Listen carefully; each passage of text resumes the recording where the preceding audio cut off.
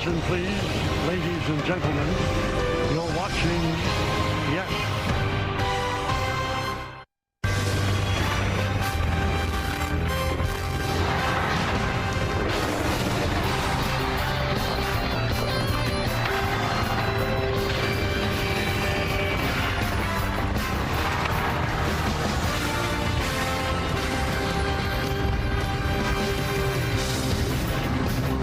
It's another hot afternoon here in St. Pete, but it is time for baseball as the Yes Network presents New York Yankees baseball. It's the New York Yankees against the Tampa Bay Rays in the final game of a four-game set from Tropicana Field in St. Petersburg, Florida. Hi, everybody, and welcome to Yankees baseball along with Joe Girardi. I'm Michael Kay. Yankees need a win in this one to split this four-game series. The offense has been struggling, and now they're going to have to do it with a bullpen game. So let's take a look at the pitching matchup. The Home Depot working on a win pitching matchup. Unfortunately for the Yankees, they're going to face an all-star in Drew Rasmussen. He goes for the Rays. First guy for the Yankees in a bullpen game will be Paul Blackburn. Well, the Yankees are going to have to mix the match, and Paul Blackburn has become a higher leverage reliever, and that's why he's starting this game. And he's really done it with his off-speed. His changeup has been fantastic. He's kept hitters out in front of it, and he's got enough fastball and deception to run one back and freeze hitter. He's been really good for the Yankees. If you get 2 innings out of him or 2+, that's a really good job. Well, let's check out the bullpen budget brought to you by Citizens. Make sense of your money with Citizens. As you can see, they only had to use 2 pitchers last night, so everybody is good to go in this game. And one of the guys they're going to have to worry about is Yandy Diaz. Coming into this series, he was actually slumping because of a balky shoulder. But boy, he's not slumping anymore. Yeah, he is not. He was 2 for 24 after Monday, but the last 2 games he's been 6 for 8. It's a professional hitter, Michael. He hits the ball where it's pitched. A hanging slider out over the plate he takes into the seats. A fastball down the middle, he hits right back up through the box. You hang a breaking ball inside, I'm going to pull it for a double. And if you really want to try to pound me inside, I can do a lot of different things, but I can also push it between the first and second base hole because I have such great bat control. He's leading the American League in hitting, and he's having a great year. And the top of the order is a dangerous spot for any pitcher. That's why the Yankees are going with a higher leverage guy to begin the bullpen game. Diaz, Aranda, and Caminero. That is danger right there. So who follows Blackburn? What's the order? Who's coming out of the pen after the right-hander? The man who has the answers, well, that is Aaron Boone. Meredith Morakovitz talks to him about that, and we'll find out the answer next on Yes. It's another beautiful day in St. Petersburg, Florida, where we are inside Tropicana Field getting you set for the series finale between the Yankees and the Rays. Hey, everyone, I'm Meredith Morakovitz. The Yankees are opting to go with a bullpen game this afternoon instead of calling up a starter from the minors. It's going to be Paul Blackburn that will get the ball first. It'll be his second start of the season for the Yankees. Earlier, I asked Aaron Boone what went into the decision to lead off with Blackburn. You know, he's been throwing it really well and in a good place, and you know, not sure in the lineup they'll run out there. You know, he brings a neutral quality to him with the ability to get, you know, right and left out. So, you know, figured go with him and then piece it together from there based on matchups and things. Blackburn has become one of Aaron Boone's most trusted arms in that bullpen, pitching to a 2.22 ERA throughout the course of the season. He's been even better than that lately. Now, when I spoke to pitching coach Matt Blake, he told me they'd like to get Blackburn through that Rays lineup once, probably won't push him too much further than that. Plenty more to come here on the Yes Network. When we get back, Michael Kay will be joined by Joe Girardi. First pitch next on Yes.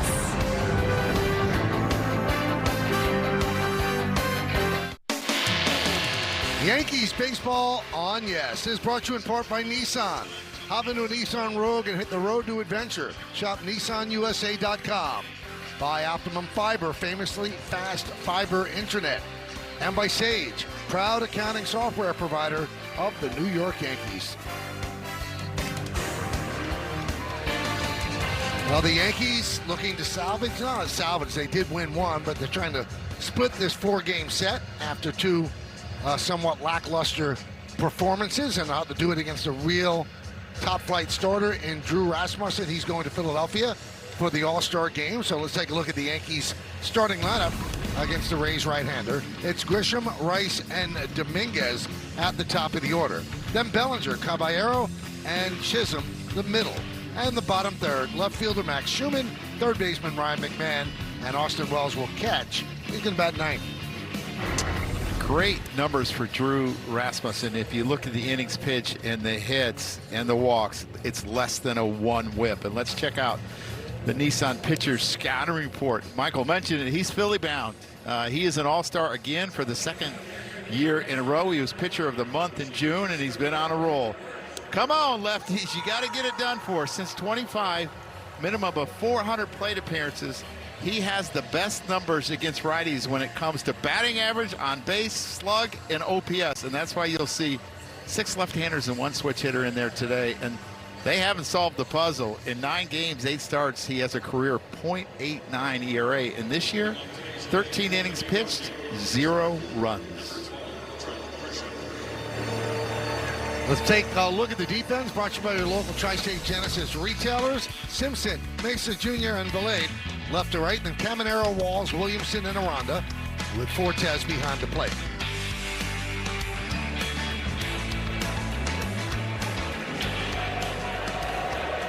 Trent Grisham digs in, he's ready. Rasmussen's ready, and let's do it here in St. Pete. First pitch is line and knocked down by Williamson. Scrambles after it and turns it into an out. Well struck ball. Williamson with a nice play to the glove side. Well, it would have been a really good start for the Yankees, and Trent has done this a number of times in this series. Really good job by Williamson. He knows it's hit so hard he doesn't have to panic. He can take his time, get up, and make a good throw. Trent's had some bad luck here in Tampa. There's Ben Rice.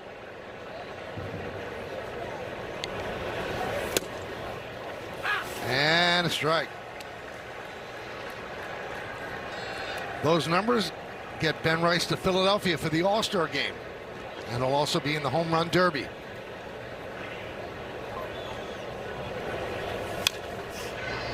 Count 0-2. Mike Malinsky is the home plate umpire.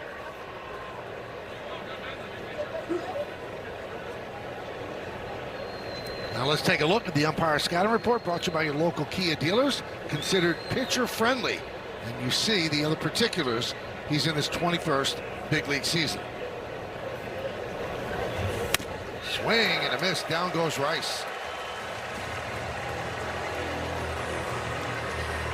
Yeah, he's got a fastball that will get up till 98. He lives around 95, but he has such great command of it.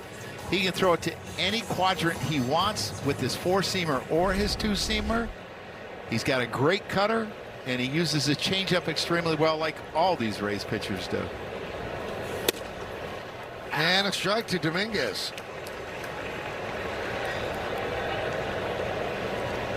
And the home plate umpire, as we showed, is very pitcher friendly. He's second out of 88 umps in extra strikes. Only one better is Ronald Kolpa. Not as if Rasmussen needs the help. No, he does not. Not with the stuff that he has. And righties have had not much of a chance this year, hitting 148 with a 447 OPS. Lefties have done a little bit better.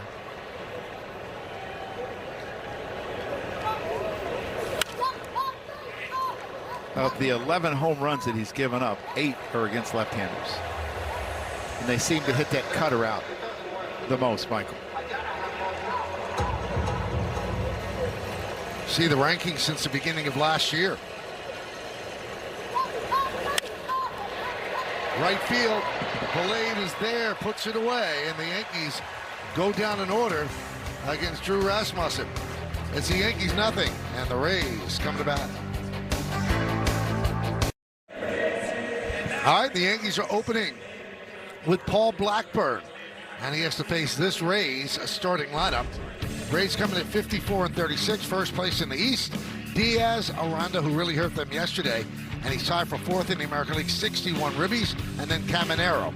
In the middle, it's Mesa, Valade, and Simpson, and the bottom third of the order, Ben Williamson, Taylor Walls, and the catcher Nick Fortes bat tonight.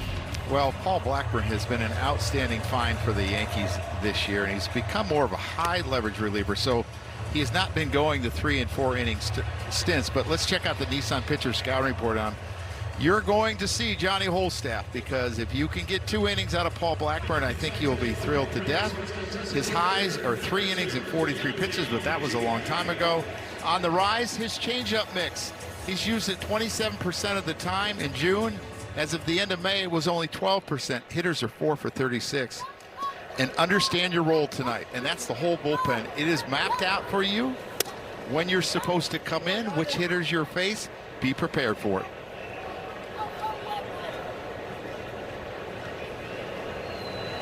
So Diaz, with his hot stretch the last couple of days, 17 points ahead of Yordan Alvarez for the American League lead in hitting, 327 to 310. They were separated by a point on Monday. And Diaz has done a lot of damage against the Yankees this year. 12 for 30, that's 400, 455 on base percentage. Foul one off his foot, is trying to walk it off. Now, top of the ankle there.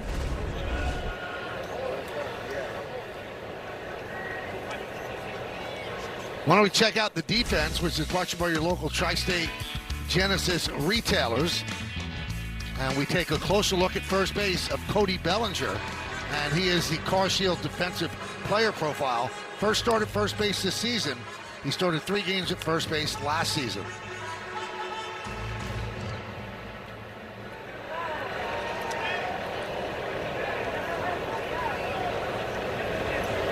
One.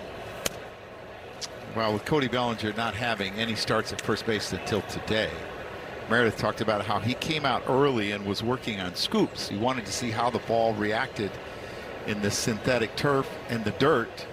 And we saw him doing a lot of that early today. 3-1. I don't know about you, Michael. I feel pretty good about wherever he's at. Yeah, I think he's pretty adept defensively. 3-1. Couldn't hold up.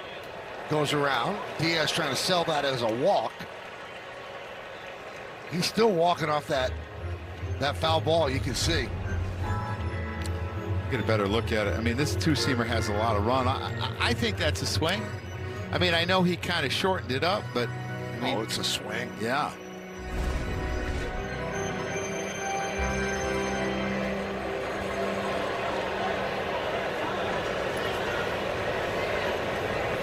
The 3-2.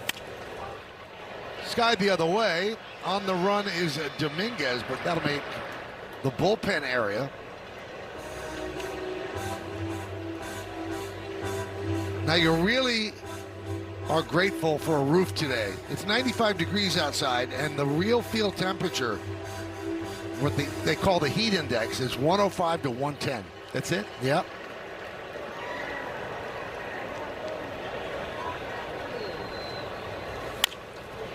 And the translucent nature of the roof, it plays differently in the daytime, Joe. Yeah, my eyes are sensitive to light. I mean, it almost has me squinting in here. It just feels so bright in here. Can't take your eye off a fly ball to look to where you're going to be, if you're going to hit the fence or where your teammate is. Got to communicate really well today.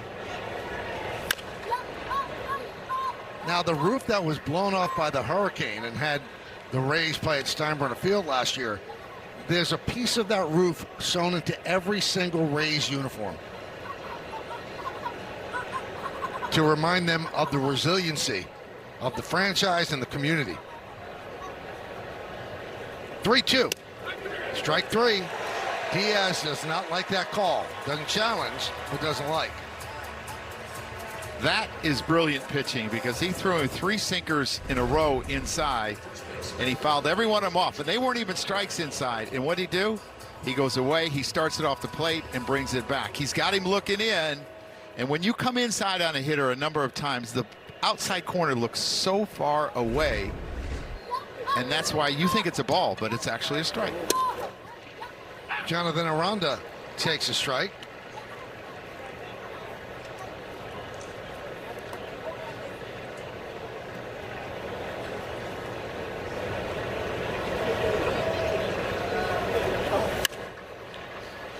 These two teams have played 8 times this year.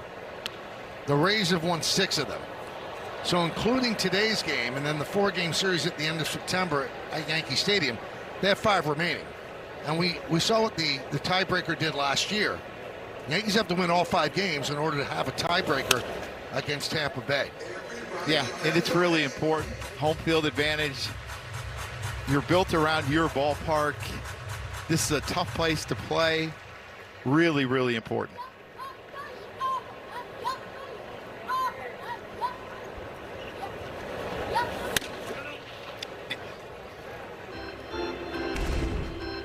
This is what happened between these two so far. Rays have outscored them by 0.6. They've out-hit them, and they've certainly out-pitched them. They swept them in a 3-game set in April here. There's a ground ball to Bellinger. He gets tested and flips to Blackburn.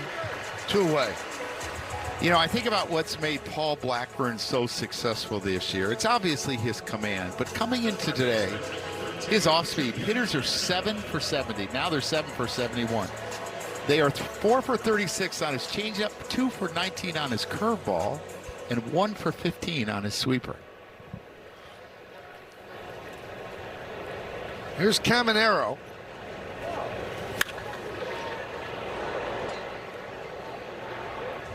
And guys, he didn't want to deviate too much from his normal routine today, despite the fact that he was starting. He was out there for reliever stretch earlier, then he played catch, went back in a little bit early. And Austin Wells was out there doing some defensive drills just before the game without catching Paul Blackburn. He warmed up like he normally would as a reliever. So kind of interesting, his approach today. And Joe, to your point, talking about the breaking stuff, he also said his mentality has been different, going out there trying to attack first, reminding himself of that every time he's on the mound. Yeah, you can pitch completely different when you're a reliever, and you don't necessarily have to worry about showing all your pitches the first time through, because you're only going to go one time through. You don't have to save anything for later. High drive into right center field. That ball could go, and it does. See ya, home run for Caminero. His first hit of the series, breaking in 0 for 12, and it gives the Rays a 1-0 lead. As you talked about, Michael, he was 0 for 12 with 5 Ks coming into today in this series. And this is a guy that's got power to all fields, hit 14 home runs to right center and over last year, and here's one this year on a high sweeper, not even a strike, but it's over the plate enough he can get the barrel to it, and he's got great power. His 27th home run of the year. He knew it.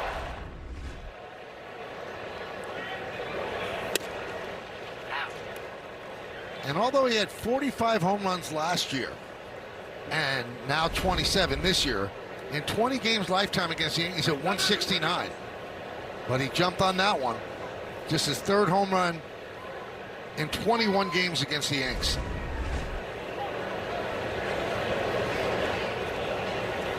Oh, 0-1 on Mesa Jr. Foul back. And a completely different swing than a guy like Aaron Judge, who lets the ball get to him and doesn't go forward. He goes forward. He gets all his momentum going forward. The back foot moves about 4 or 5 inches forward, and that's how he hits. That's why he's susceptible to breaking balls away. And down goes Mesa Jr. 2nd strikeout for Blackburn, but the home run by Caminero gives the Rays a 1-0 lead. Cody Bellinger will lead off. Let's check out one of today's player props brought to you by Bet365, where winning is everything. Home run or more, plus 475 for Cody. He fouls that one back as we start the 2nd inning. First 71 games of the year, Cody hit 280, 29 extra base hits. Last 19, 114, 2 extra base hits, 8 for 70. Michael, Drew Rasmussen's thrown 10 pitches. That was his first ball. He leads all of baseball in walks per 9. You got to beat him with hits, and you can run on him. So it's important these guys understand, I got to get on base. singles can become doubles against him.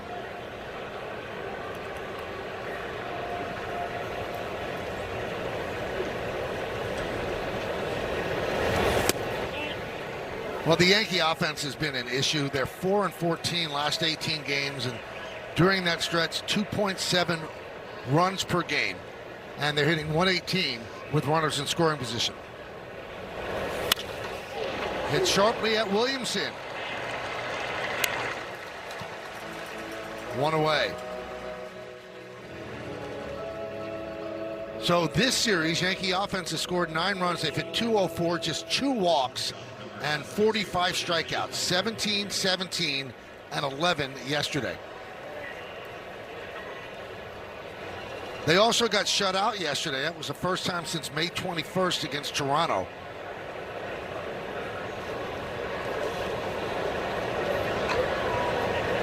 And they keep making history, Joe, that you don't want to make. Last night was the first time in franchise history that they had 11 or more strikeouts and no walks. It is mind-boggling. And you look at a day like today, you know, hard hit balls considered 95 plus. 4 hitters have hit, 3 have put it into play, all of them over 95 plus. Yep. And it's frustrating, but you got to grind this out. Caballero's got to find a way to get on, steal second. Maybe someone gets a single, a blooper base hit. It's how you're going to beat this guy. And if you want to look at how rare this slide is offensively, it's 20 straight games where they've scored 5 runs or fewer. That's the first time that's happened for the Yankees since 1991, and the 1991 team was not very good. And guys, it's wild when you think about it. For about 3 months this season, they had the best slug and walk percentage in the league. Over the last 3 weeks, they were dead last in both of those categories. When I spoke to Aaron Boone about that, he said guys need to look within themselves. They can't try to just swing themselves out of it. They need to focus on quality at bats, trying to work those walks and patience at the plate, swinging at the right pitches. Yeah, I think it's patience and not trying to do too much. I think it's a situation where everyone's trying to do so much because everyone is struggling so badly. Just do your job. And understanding what your job is so important. If you're not a home run hitter, your job is to get on base.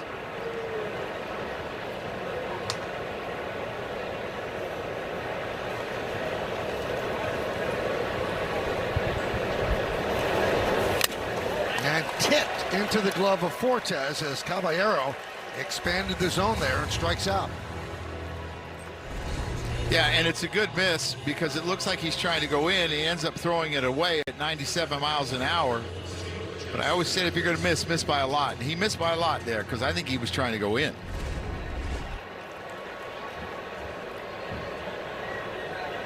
Well, that'll bring up Jazz Chisholm. He didn't start yesterday's game and ended the game on deck. He was going to pinch hit for Anthony Volpe. Fly ball, left field. Giving it a look is Simpson, and he runs out of room.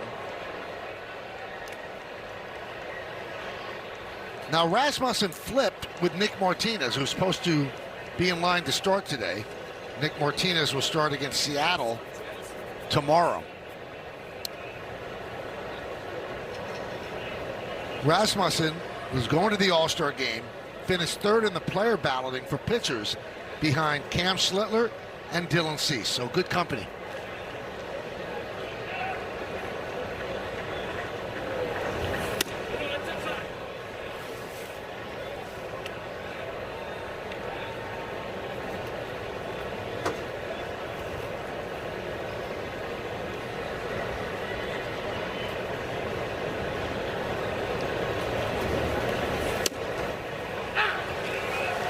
One and two on Jazz.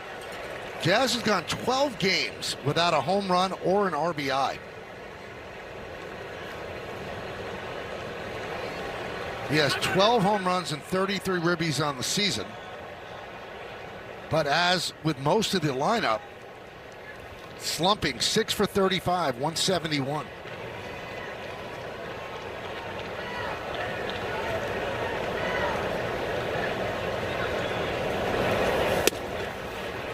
Look at Rasmussen. He's kind of a medical marvel. 2 Tommy Johns at Oregon State in 2016-17. Internal brace in 23. They held him back a little bit last year with pitch count, but this year they've kind of turned him loose. Foul back. Take a look at what he throws. StatCast 3D by Google Cloud. Yeah, you see the cutter that he uses really effectively. The 2 different fastballs. He's got great command with all of them. He doesn't walk people. He's got a really good changeup. He's got a couple breaking balls to go with that, too.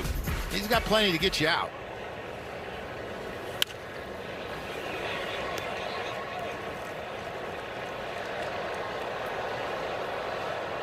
Sorry about that, Michael. As you turned it over to me to go over his arsenal, I had to sneeze.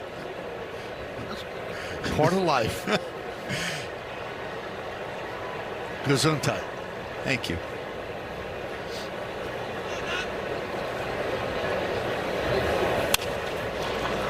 Grounded to Walls. And the Yankees go down in order against Rasmussen. We go to the second.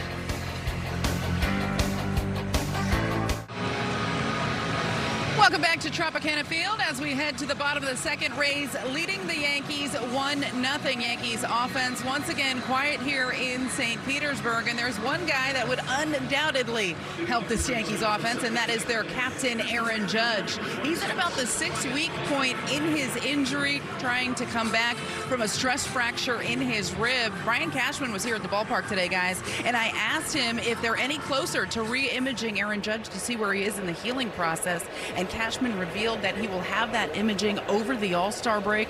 Once they get that, they'll have a better handle on what a potential time frame will be for Judge. They won't know until they see whether or not that stress fracture is showing any signs of healing. So they are holding their breath, hoping that it's positive news when it comes to Aaron Judge. The 0-1. It's interesting, Meredith, because he went on to say that they don't expect it to be fully healed when they look at the imaging, but they hope that there's enough healing that he could do some upper body work, which he has not been allowed to do. No doubt, Michael. And before he even starts doing anything, they need to know where that's at. They want him to be symptom-free before he comes back, because they don't want to rush him and then have him re-injure it even worse, because that would mean really bad things for this Yankees team. They want him back at some point in time this season. They believe they're going to get him back at some point in time this season, but they are not going to rush it when it comes to him knowing how important he is to this lineup.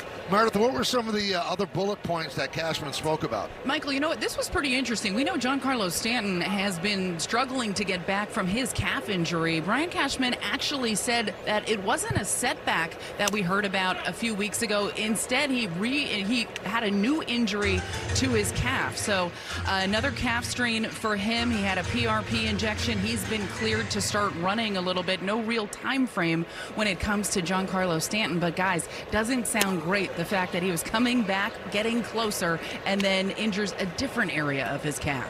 Now, Brian, when he talks with the media, is very circumspect. I'm just wondering, Meredith, is he upset with the way the team is? Did he show anything visibly that he was annoyed at the way they're playing? I mean, he's certainly frustrated by the fact that they're not getting results. But, Michael, he continues to reiterate he believes Aaron Boone is the guy for this job to lead this team. He gave the coaching staff a vote of confidence, saying he knows the preparation, he knows what they're pouring into it, and he believes they're doing the right things. He also said he thinks despite some of the big-time names that they have on this injured list right now, they believe that the players they have on the field are good enough to get the job done. It's just a matter of getting them going. Obviously, no general manager wants to sit there after your team has lost 14 out of their last 18 and is going to tell you that what he's seeing is good. He knows that it hasn't been good, but he believes that this is the right group to fix it. And he didn't fly in for this, right? They're going to do the draft from the Tampa complex, so he just drove over from the Himes Field situation, right? Correct, Michael. He has been in town along with pretty much his entire front office. Some scouts were here yesterday. Different members have been here throughout the course of this series. They're doing those pre-draft meetings, which are quite lengthy, trying to prepare themselves for next week's amateur draft. Now, a couple other notes, Michael, on the injury front. 2 guys in the minors. George Lombard Jr., he resumed baseball activity. He's swinging again. Brian Cashman, as Chaz makes an unbelievable play, Michael, there at second base. They retire as Chandler Simpson. Go on, Meredith. So anyway, George Lombard Jr. started resuming baseball activity. Cashman was asked whether or not he could play a role for this team in the second half, and he said he's been pushed pushing. He's been pushing to get up there. Defensively, they believe right now he is plug and play already. Offensively, he has made significant strides, so they want to see what he looks like when he gets off the IL in the minors. And he was asked about Carlos Legrande, and that's just going to be a tough time for him because he's shut down for 6 weeks. The Yankees haven't lost all hope that he'll be a factor, but it's a big time wait and see. The good news is that shoulder is going to heal. It's just going to take some time, Michael. Well, thank you, Meredith. So an attempt there by Caballero to get Williamson, but the ball didn't stick and the glove kind of popped out. Williamson reaches on an infield hit.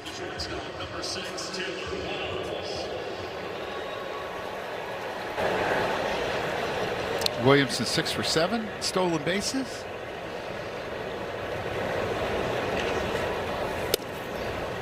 And a strike to Taylor Walls. 1 for 9 the first 3 games. You had to kind of figure that Stanton had to repull something, because even though it's a different spot, because he was running and he was pretty close. Yep.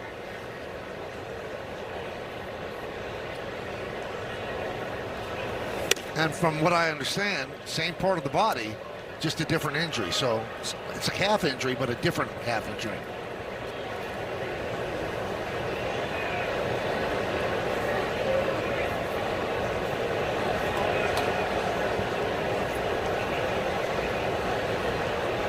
Runner goes, pitches high, throw to second, not in time. Stolen base for Williamson. Yeah, really a good accurate throw by Austin Wells there, and to me he got a good jump off the pitcher, the high leg kick, really good, right on the money. Just too quick of a jump that allowed him to be safe. That was pretty close though, because of his slide.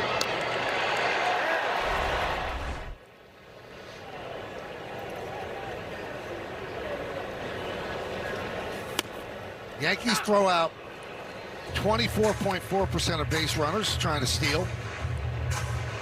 Slightly above league average. Ben Williamson, 7 of 8 this year.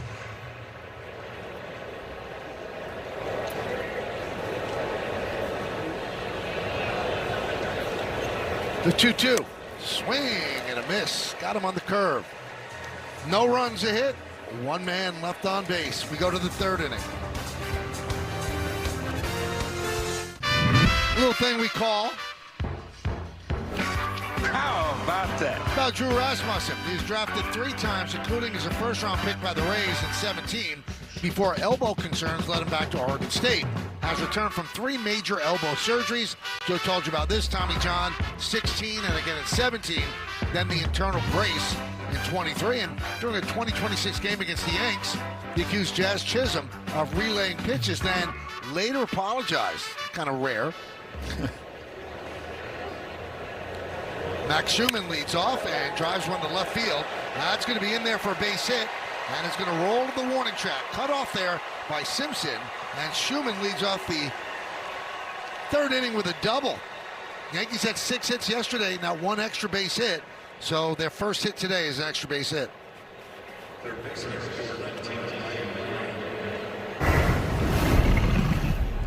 Let's look back on the issue with Jazz and Rasmussen.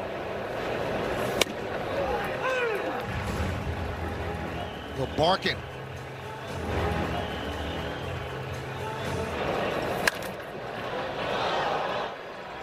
And then he apologized.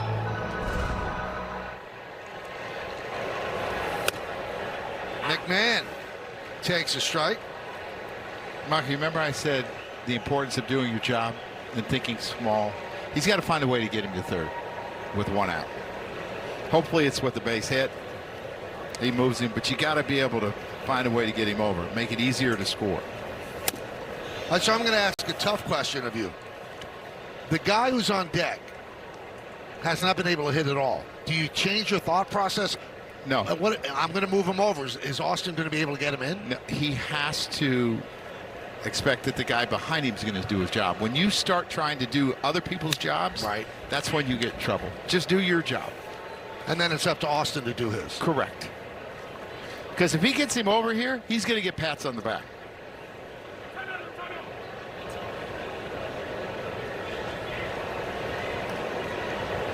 Which means Rasmussen's looking for a strikeout, so he doesn't do his job.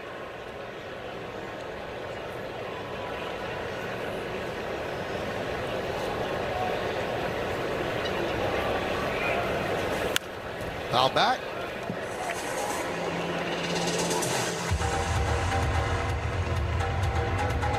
It's 1-0 Tampa Bay on the Caminero home run. You know, coming into today, it seems like the Yankees have been just completely outplayed, but they've only been outscored 10-9 coming into today. It's just, there hasn't been a lot of runs scored in the series, period.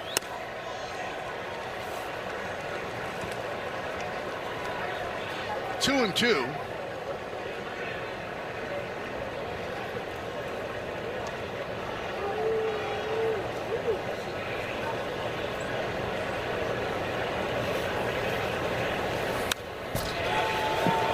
So McMahon battling since coming off the IL with the throat issue and draining of the tonsils. He's 2 for 9. That just sounds miserable. Oh.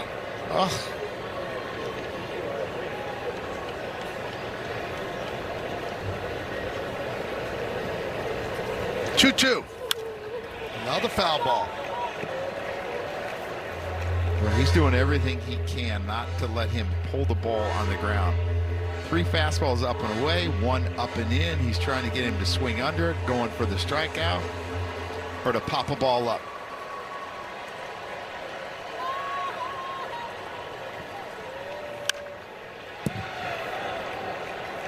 Still 2 and 2.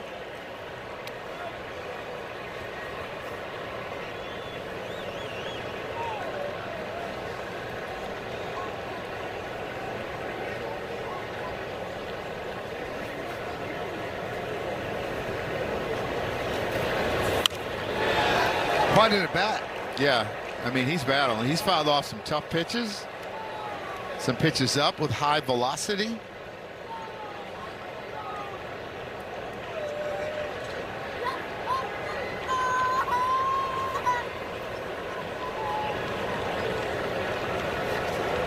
Two.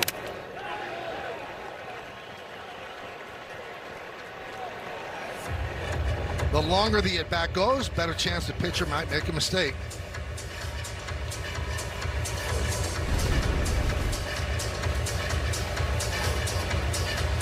Yeah, it broke the pitch count, Michael. I don't know if it broke it. It came off.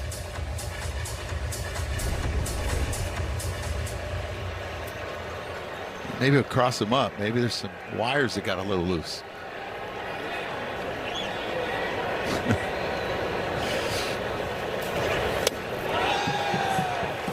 Three and two.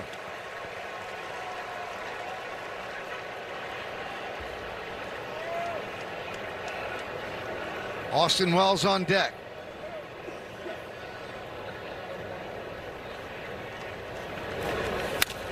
Line down the right field line. It is a base hit. That'll tie the game. Schumann scores. McMahon with a brilliant at bat picks up an RBI double, and the game is tied at 1. What an at bat! I'm gonna say that's his best at bat the whole year. When you think about the magnitude of this game, the magnitude of the pitcher you're facing, how long he got into the count. He tried to backdoor a cutter to him, and the cutter's the pitch that lefties have had the most success on him, and he's able to hit it down the line. And I just believe that's because his approach was right. He was fouling off the fastball. He was thinking middle of the field, other way, and he got out front of the cutter a little bit, and it was a big double. Now the same thing holds true for here. Austin, do your job.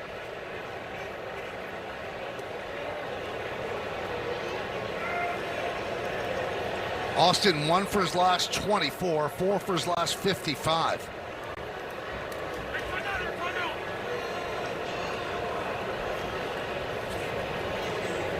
It's the first run the Yankees have scored off of him in 15 innings this year. And it's the bottom of the order.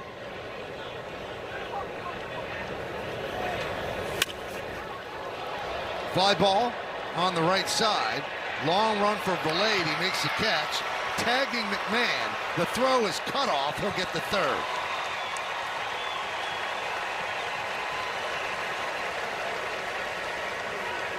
Good job, Austin Wells. Good job, Ryan McMahon, understanding that he's running away from third base. The ball is not that deep, but because of the way he's running, he has to turn, spin, and throw, and that takes time, and it's harder to get a lot on it. Really, really good job. It's called ABC baseball, Michael. Veteran pitching coach Kyle Snyder goes out and talks with Rasmussen. In all likelihood, the Rays will bring the infield in with a runner on third and one out, and Trent Grisham at the plate.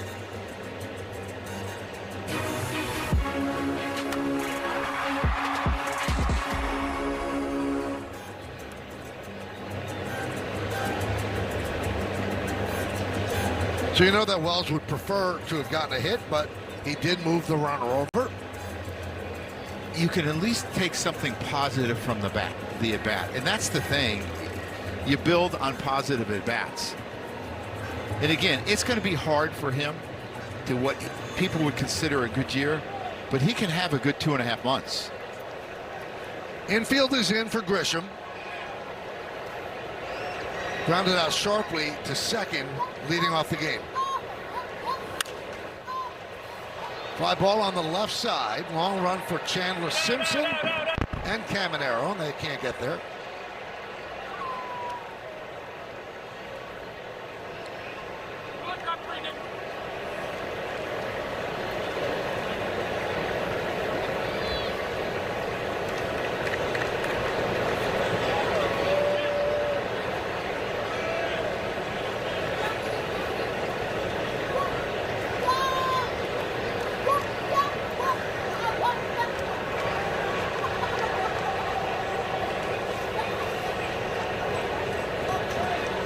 And the 0-1.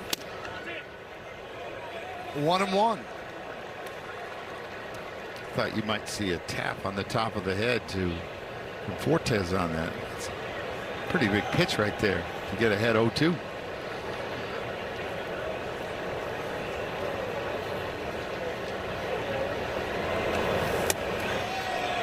Two and one.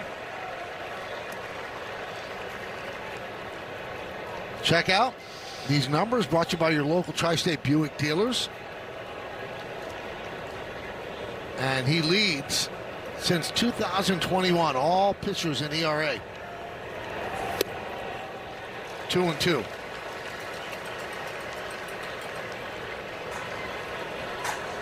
It's really pretty incredible when you think about the pitchers on that list. Skubal, Cole, Valdez.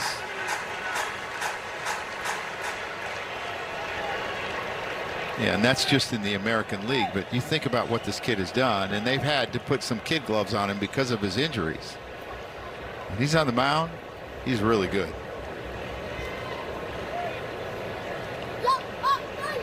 The 2-2. He has that unusual swing where he goes down to his knee. And he's not trying to generate power. He's just trying to get lower on the swing. And he's trying to get on plane with the ball, and because it's lower than he thinks, he goes down farther than he thinks. But because he's not moving forward, his head is not moving as much, and it allows him to foul it off. It allows him to let the ball get deeper when he goes down into his legs, and that's how you get the ball airborne. 2-2. That one is driven to right field. It's a base hit in front of Valade. McMahon will score. It's an RBI single for Grisham, and the Yankees take the lead 2-1. You think about this inning, there's been 4 good at-bats, and the Yankees have scored 2 runs. Everyone has had a good at-bat. It started with Schumann jumping on a first fastball in and hitting a double. And this is just a really good job by Trent Grisham. You see the short swing. He lets the ball get deep, and he's able to get it airborne. Fouled off some tough pitches. And he's had a lot of balls in this series. Not to have, 3 or 4 hits, good for him. Way out in front of the curveball, 0-1 on Rice. The other thing the Yankees have done the last 2 innings is he's thrown 40 pitches just in these last 2 innings. And he's only got 1 out in the 3rd. I want this guy out of the game.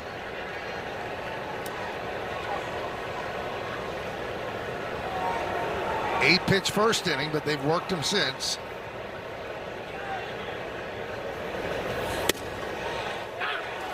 Oh, 2.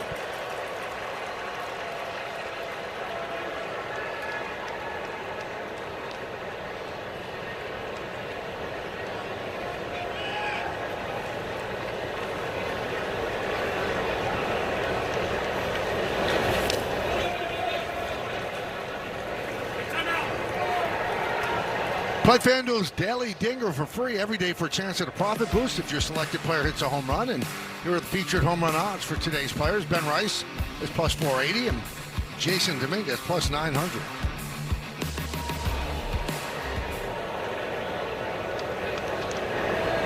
One, 2. Count levels at 2-2.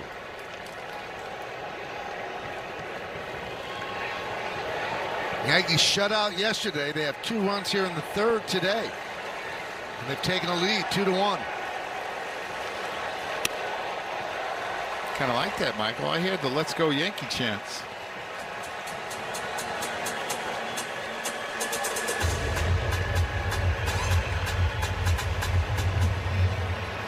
Dominguez on deck. Runner goes. High fly ball. Right field. Delayed back on the track at the wall. Gone.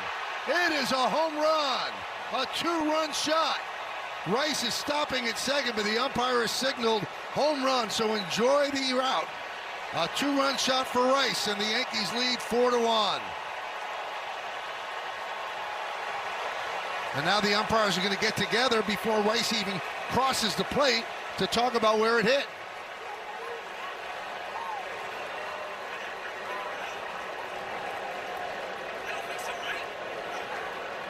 If it stands, it's his 27th home run and a 4-1 Yankee lead.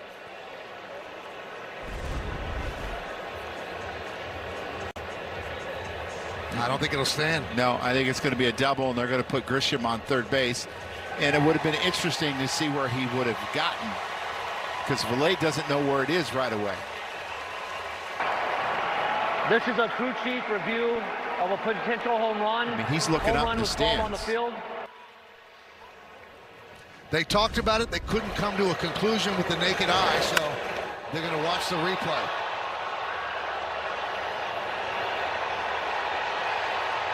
You know who knew it wasn't a home run, Joe? Ben Rice. Jonathan Aranda was also waving his finger, so maybe it has something to do After with review, first baseman. the call was confirmed. It was a home run. What? That's stunning.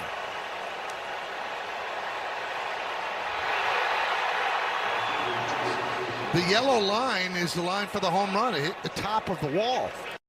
It appeared that it hit the wall in front, the pad in front of the top of the yellow line. Well, good for Ben Rice and good for the Yankees.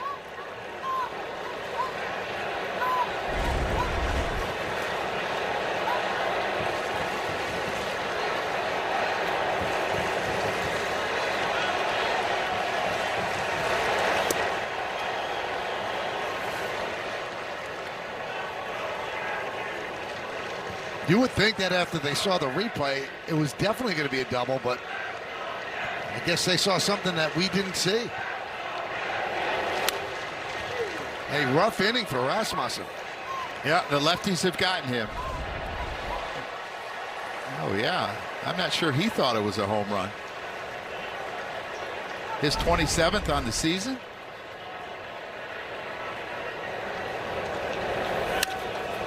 Grounded and grabbed there by Aranda. And hustling down the line, Dominguez, and he beat it out for an infield single.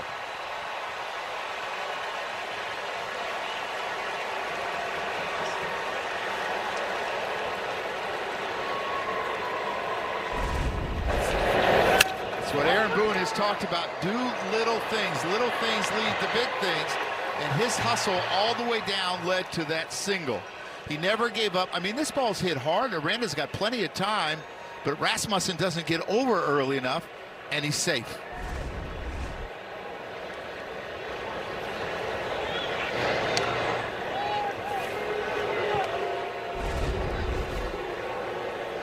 Yeah, he beat him for sure. And I would look for him to run here. 5 stolen bases.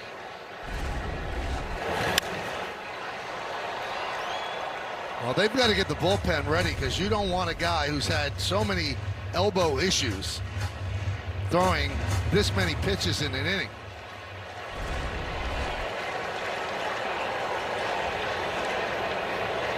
Runner goes. Strike. Throw to second. Safe.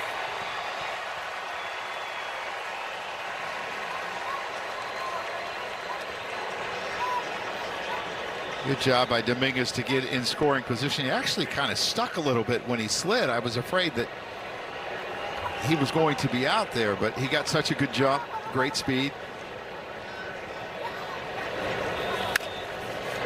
Soft roller charging Williamson.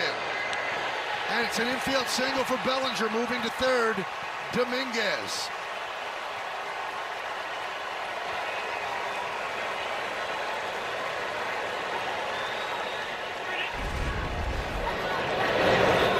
Maybe this is the one that gets him going, Michael. Sometimes it's those little hits that gets the hitter going. They feel better about themselves. Again, running hard, not taking anything for granted.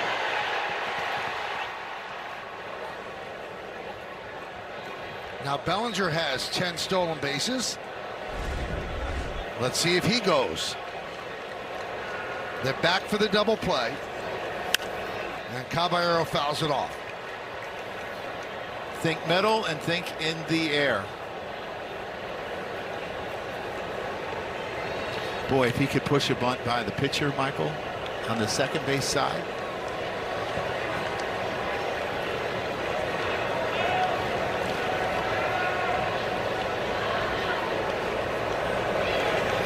Runner goes. It's a base hit through the right side.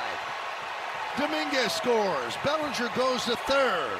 And the Yankees pouring it on here in the third inning. They lead 5-1. Well, that looked like it was a little bit of run and hit as Cody Bellinger took off to steal second base. And Caballero saw the huge hole. The ball was away from him, and it was just easy to punch it through that hole. Not thinking big, thinking little, and good things are happening. Really, really good baseball by the Yankees today.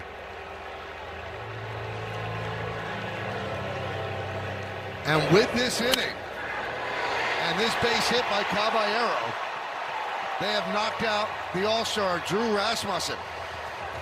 An offense that has been dormant, waiting for something like this. Even Aaron Judge is calling for the bullpen. The Yankees needed this, and they're still alive here in the third. They lead 5-1. Well, we now see the replay that the replay official saw. It did go over the yellow line and then bounce back. So from farther away, it looked like it hit in front of that screen, but it was behind it and then bounced back on the field. So it was indeed a home run, and the umpires were right. And we have to get our prescriptions checked, Joe. I knew that. I go every year, Michael. So do I. Cam Boozer comes on, and he'll face Chisholm. Runners on first and third. High fly ball. That's going to get another run in. Mason Jr. makes the catch. He'll throw to second. Tagging and scoring is Bellinger. A sac fly for Chisholm. And the Yankees lead 6-1. First time they've scored more than 5 runs, and this is game 21 in that stretch. And they've done it all in one inning. And just a number of good at-bats. And again, it's staying through the middle and not trying to do too much, and a lot of success. I mean, I think about Ben Rice before he had that hit off of Rasmussen. He was 0 for 12, 5 Ks off of him. Here's the guy who started it, Max Schumann.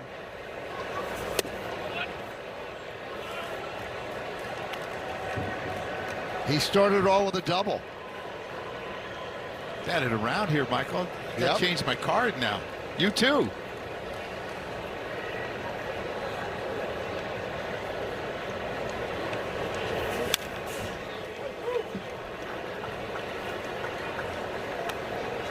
You know, it's interesting, as good as Rasmussen has been, pitcher of the month in July, an ERA under 1 in 5 starts. He gave up 5 to Houston. his last start, 5 innings, and now he's given up 6 in 2 1/3. You wonder if he's getting a little fatigued.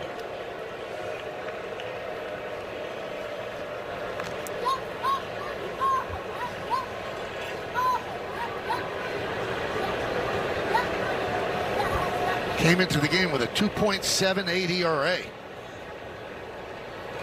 Runner goes, pitches high, throw to second. It gets away and goes into center field. Caballero gets up, he'll go to third and make it.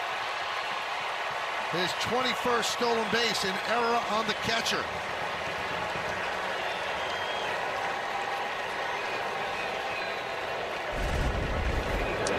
Fortes doesn't get a bad pitch to throw. It's high, but he pulls it, and it almost cuts. Caballero has a hard time finding it. Mesa, who's got a good arm, as we've seen, comes up, makes a good throw.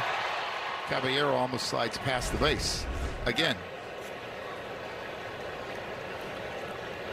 So 21 stolen bases, 8 caught stealing.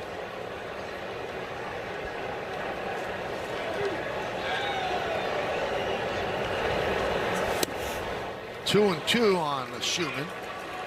And for Caballero, he doesn't get thrown out very often. He either slides by the bag or he gets picked off. And those are his caught stealings.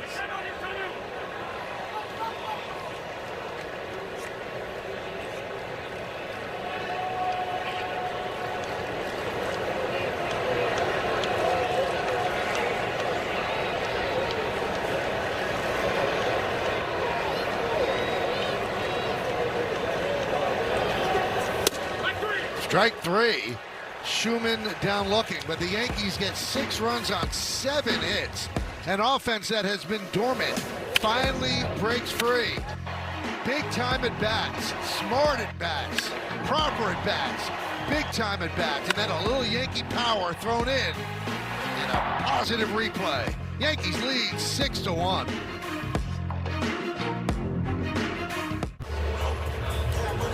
Well, the Yankees with a big inning that they so desperately needed, and they lead 6-1. And now the parade of relievers begins. So they got 2 innings out of Blackburn. Now they turn to Jake Bird. First one out of the pen.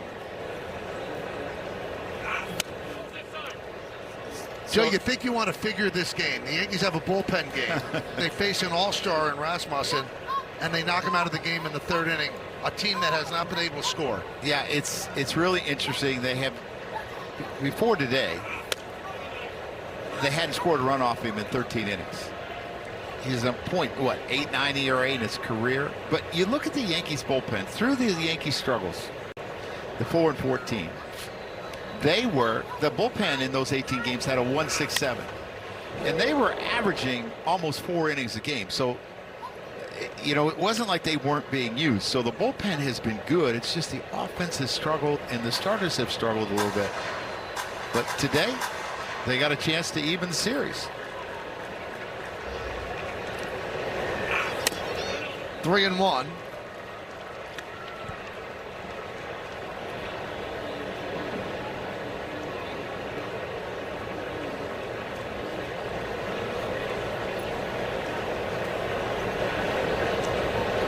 And the 3-1. That's the last thing you need to do. You just scored 6 runs and you walk the number 9 hitter when you come out of the bullpen. That's not a great start for Bird. No, and especially with what you're going to face now, the gauntlet of the top 3 hitters that are so dangerous. 3rd in all of baseball when you put the 3 together in RBIs. Only the young players in Washington and Houston have more. So here's Diaz. Double play would work, Michael. He's got a bad foot, we know that. And a strike. Struck out looking in the 1st inning. Yarborough is already up and throwing in the pen.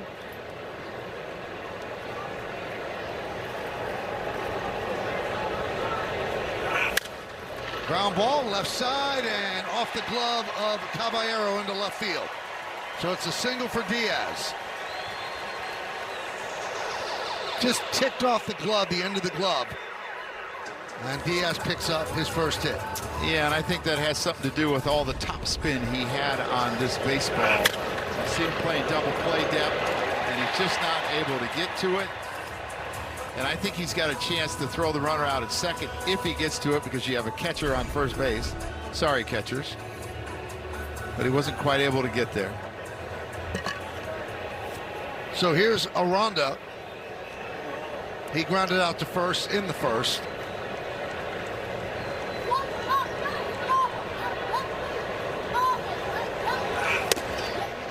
1-0.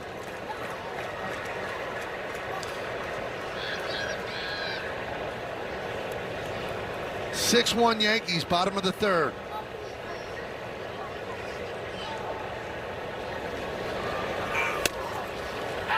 Michael, you talked about being a bullpen game, and here goes, I don't know what you said, the merry-go-round or whatever.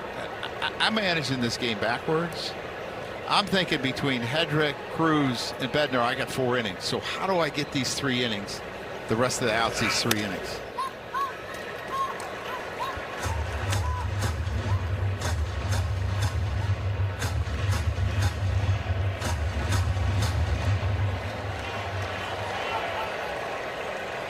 First and second, nobody out.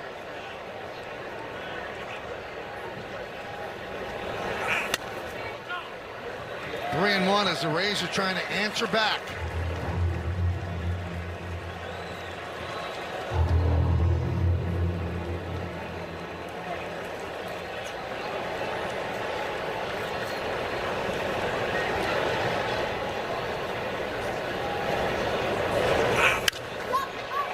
High fly ball, left field. Schumann back, still back on the track. Leaps, he can't make the play. Backing up is Grisham. The players had to hold up, so they just advance 1 base. It's a single off the wall for Aranda, and the Rays have the bases loaded, nobody out. Yeah, this is a ball that's up, and he drives it to left field extremely well. And Schumann doesn't think it's going to carry as much as it did, and he's not able to get back to the wall quick enough. Good job of backing up by Grisham. If he gets back earlier, I think he makes this catch, because he's got plenty of height in his jump. But his route led to him not being able to get there. This is a ball right down the middle, center cut. And Aranda's not a guy that generally drives the ball that far to left field. Still, you're 1 pitch, in a sense, Michael, of getting out of this tough inning. If you can get a double play ball here, and Camaro's hit in 16 leads all of baseball, you get a chance. But you can see he has the height in his jump. It's just to his right a little bit. And Trent, by backing up, keeps the bases loaded. They are only able to move up 1 base. So a trip to the mound by Matt Blake. And now here is the dangerous Caminero. Hit his 27th home run in the first inning. Bases loaded, nobody out. Let's check out the Optimum Fiber famously fast replay. As we take a look at this home run, this ball's driven a long ways the other way on a high breaking ball.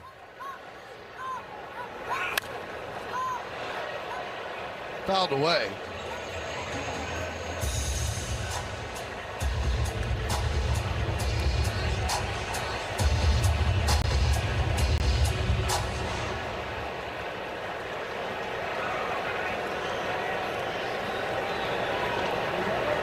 Runners lead. This should be 2. There's 1, and there's 2. Fortes scores on the double play, but they get the 2 outs, and moving to third is Diaz. So now it's 6-2.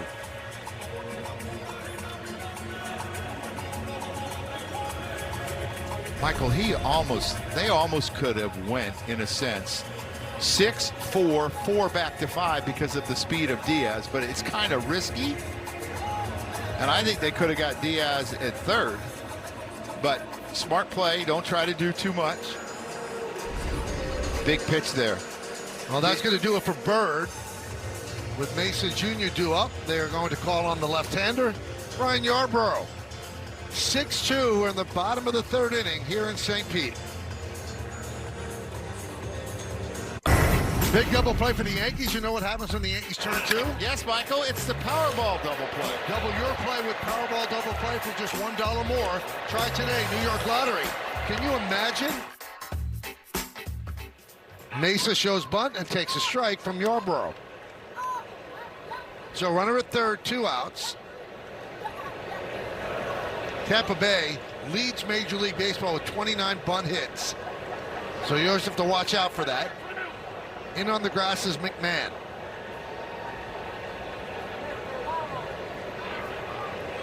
I would think if he tried to bunt here, he'd try to take it with him towards Jazz Chisholm, with the left-hander on the mound falling off towards third base. Hard for him to get over. Down the left field, on the run is Schumann. He does, he can't get there, and it bounces over the wall. So it's going to be a double for Mesa. A run scores, and now it's 6-3. It just cleared that yellow line, hit something and bounced back, and immediately Schumann put up his hands. So a double for Mesa. Yeah, he makes a great effort, lays out for it, and it looks like it hit the wall back there behind the yellow line. Yeah, bounces out, puts his hands up, smart.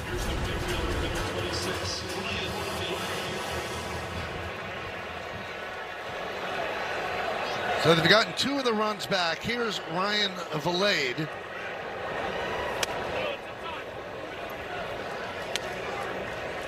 He is fairly neutral when it comes to the left-right splits. 3 homers each side. 784 OPS off a left, 788 off a right.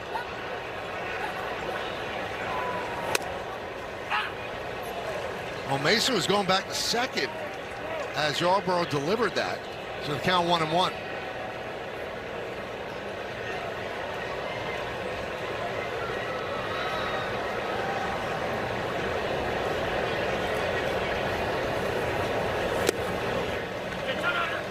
Yeah, if I'm Jazz, I'm telling Jazz, let him go. There's 2 outs. Let's not let a ball sneak through that right side because you're too close to second worrying about holding it.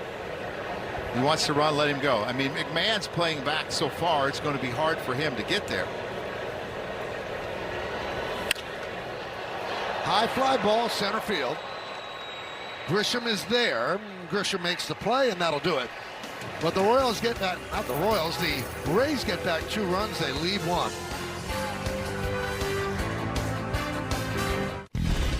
It's time for today's injury report, brought to you by Montefiore Einstein, the official hospital of the New York Yankees. Carlos Rodon played catch for the first time today in the outfield, flat ground, on the IL since July 7th with left elbow inflammation, and it's because of Rodon's injury why the Yankees are going with a bullpen game for this one. Cadillac scoreboard, top of the 4th, Yankees lead 6-3. Ryan McMahon will start it off. And Boozer deals. Pitch high.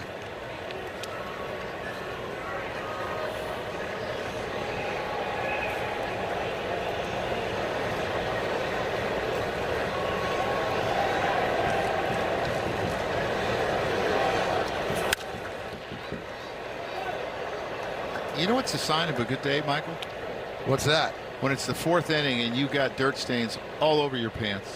Right knee, right cheek, where he slides, left cheek. McMahon, great at bat, his last. He got dirt stains everywhere. Now I'm wondering, Joe, if there's a little cloud cover or rain going on right now because it got a lot darker in here. I thought maybe you could just see through the roof. No. Well, you can, but not totally. It's not clear. And McMahon strikes out.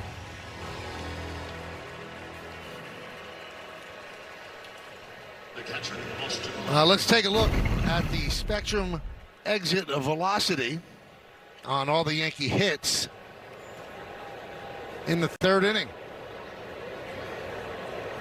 Just 2 of them over 100.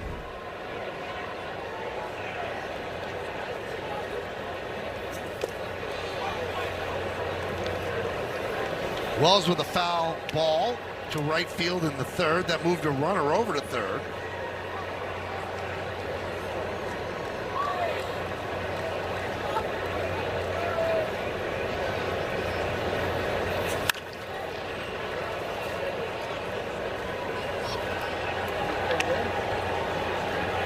You know, you look at the numbers on Wells and you know he's trying, and then you realize that Ryan O'Hearn in one game had the same amount of RBIs that Wells has, and Wells is as confused as anybody. 1-2. And in that game, O'Hearn had 3 home runs and Wells has 4 for the year. And with the fly ball in the 30s, 1 for his last 25 and 4 for his last 56, and Brian Cashman, when he spoke to the media before the game, he's catching right now is obviously a concern. And he means offensively, not defensively. 1-2.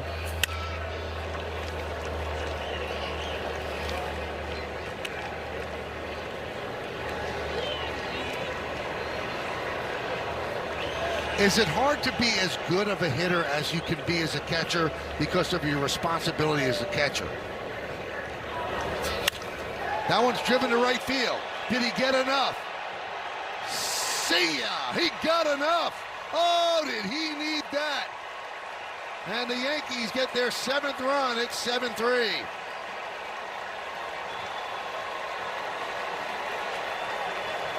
Love the response by the Yankees. After giving up a couple runs, they come back and get one of their own. Couldn't have happened to a guy who needed it more. It's been a struggle for most of the year for him. He had a really good at-bat. His first at-bat, didn't get anything to show for it. Got something there, Michael.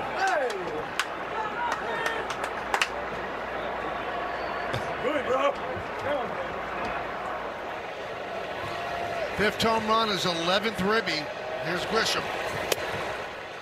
And a strike. Does that unlock something? First home run since May 22nd, also against the Rays.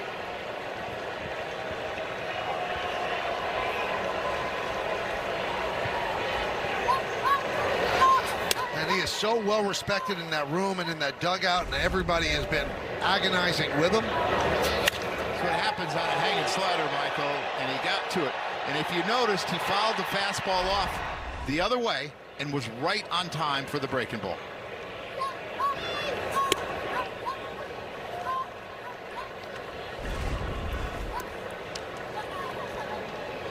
And here's the weird thing. I don't see anything really wrong with this swing. You know, obviously there is, but this guy hit 21 home runs last year. Williamson takes another base hit away from Grisham. 2 down. Gets the foot down in plenty of time. Stays back. Lets the ball get to him. It's this home run on a breaking ball. See the fan telling him it's a home run. See her waving. Very helpful. Yeah. She could have helped us on the last one.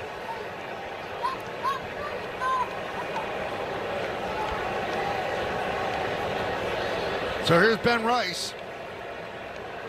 The last one that Joe's talking about was off the bat of Rice. And Michael, you said something. He's so respected in the clubhouse, Austin Wells, and I think it's because he's able to separate the offense from the defense. I mean, every once in a while you get a little chapped and something might happen, but he still does a really good job behind home plate. Popped up. Walls makes the play, and that'll do it. But Wells finally hits his 5th home run. He desperately needed some production, and he gets it with that one swing. What a relief.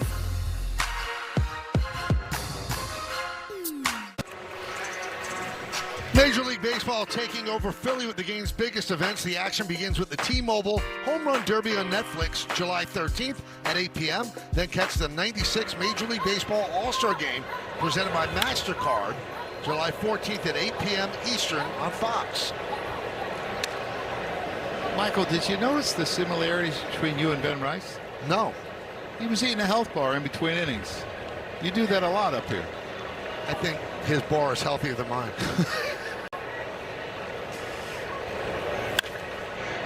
Grounded foul.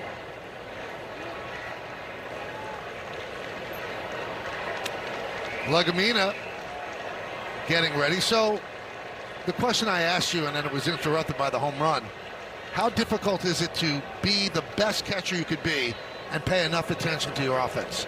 I think that it can be difficult because I know for me personally, I felt like if I was hitting in the cage or too much BP, I wasn't paying attention to the most important thing, and that was my defense and getting pitchers through 9 innings and sacrificing that. But I was okay with that, and there's so much information that they need to know.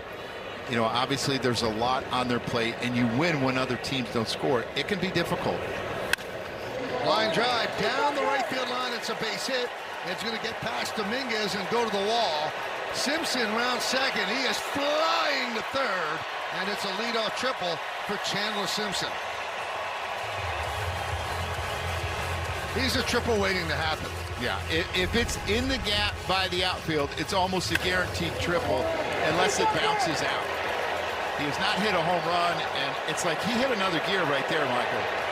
Helmet comes off, long strides. Not sure why he slid. Maybe that was the best way to stop.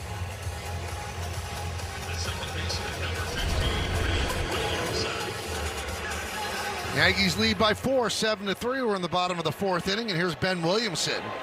Yankees will give this run up, except if it's hit the third. Everybody else is back.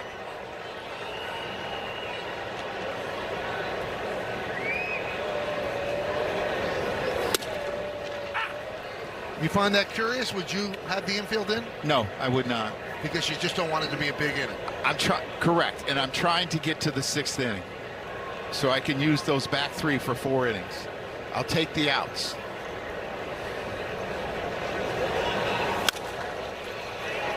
Fly ball, shallow, right center, backing up Chisholm. Nobody's going to score on that.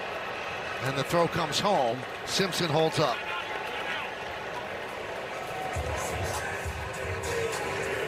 If I'm the Yankees, I'm guarding for a push bunt here towards first or second to get the run in. It doesn't have to be a great bunt. There's one out. Taylor Walls is not a guy that has a ton of power. He's weaker against left-handers, hitting 187. I would guard against the bunt. And you see Cody Bellinger. Looks like they're going to talk about the situation maybe here. It's a combination, Joe, that I don't know if it's stoppable.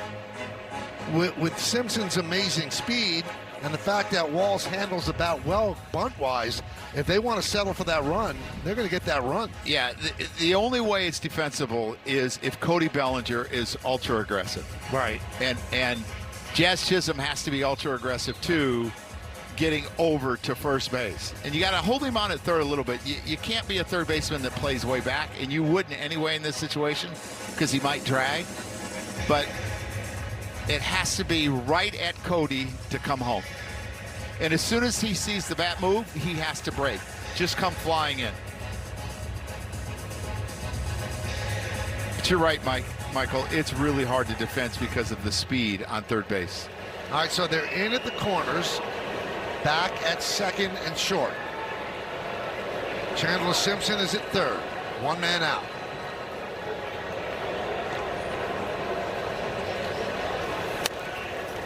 And they try to throw behind him, but Simpson was aware and got back.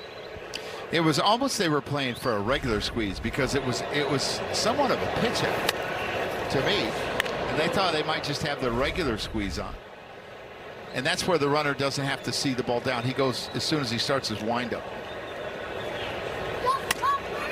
2-0.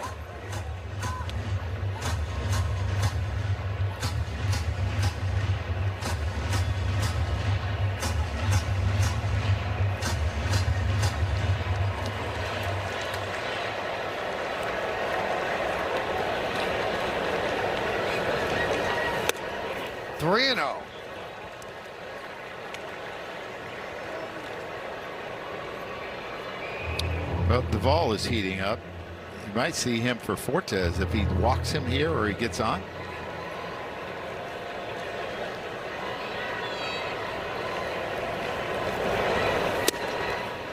Strike, 3-1.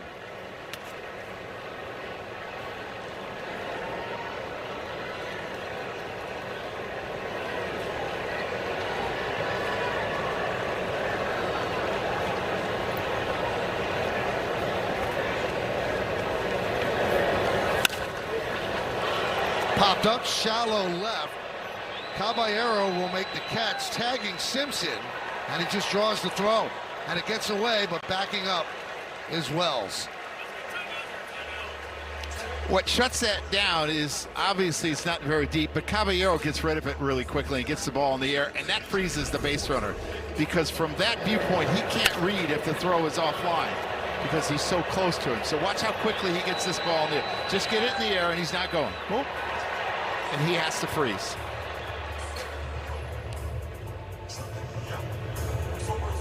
Really a quick transfer. Smart baseball. Well, they're going to take the ball from Yarborough and go back to the bullpen. Runner at third, 2 outs now. Fortes coming up. Well, it's time for Pinstripe Pride, brought to you by Toyota, the official hybrid vehicles of the Yankees. Today's picture is of Alex. Got his first taste of Yankees baseball last week at the stadium. You know he's going to be back. Use the hashtag Toyota Pinstripe Pride and mention yes in pictures you post to social media to reflect your love for the Bronx Bombers. We might spotlight you in a future game. Michael, I'm betting Alex had those ice cream chicken fingers. If he asked me, I would have recommended it. Camilo Doval comes on. Nick Fortes at the plate. Up and in. Almost got him.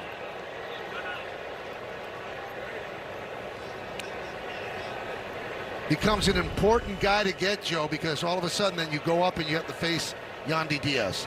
Yandy Diaz, Aranda, and Junior Caminero. And obviously you don't want to have runners on base when they're hitting. I mean, Yandy Diaz hit .462 with runners on.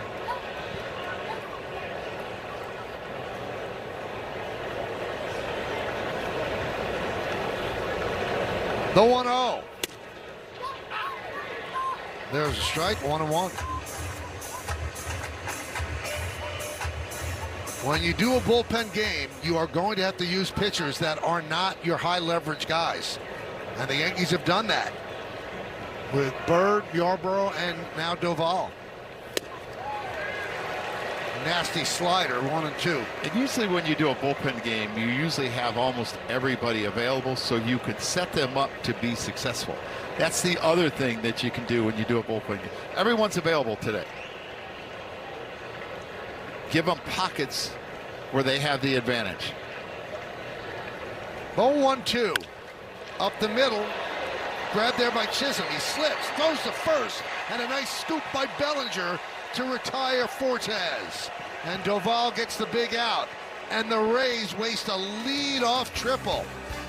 Not an easy play. Jazz recovers, fires, and then playing his first start at first, the scoop by Bellinger. Time for the Allstate Good Hands replay. Good hands by Jazz Chisholm today.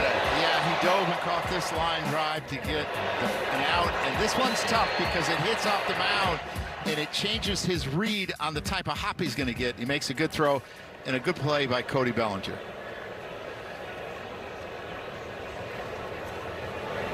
The 1-0 from Legumina. And it's 2-0 on Dominguez. He had an infield single in the third. He's 1 for 2.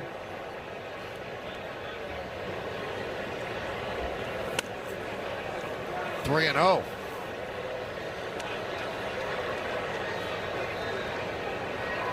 Fifth inning, 7-3 Yankees over Tampa Bay.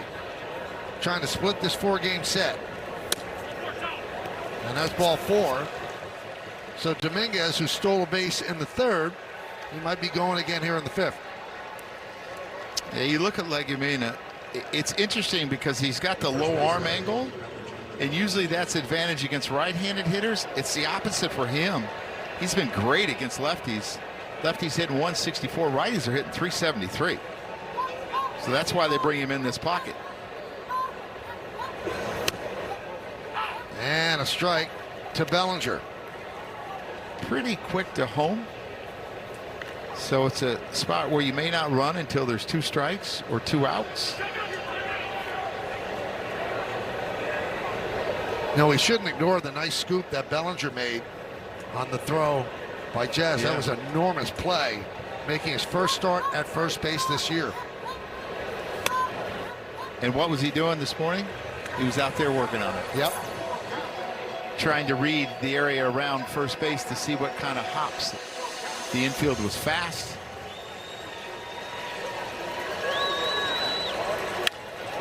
Lined into center field. Mesa Jr. makes the play to retire Bellinger. He's had 3 good at-bats today. Hit the ball hard in the first inning, singled in the, or hit the ball hard in the second inning, singled in the third inning, lined out there.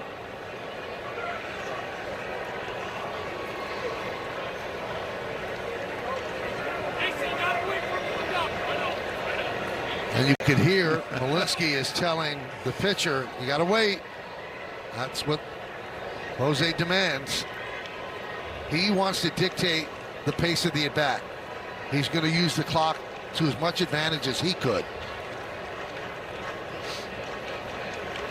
Runner goes. Ball fouled away. Had the base stolen. Yeah, I think they were playing a little bit of hit and run there. Trying to get another runner in scoring position. He hit that hole the last time. Because I don't think this is a pitch that he normally swings at.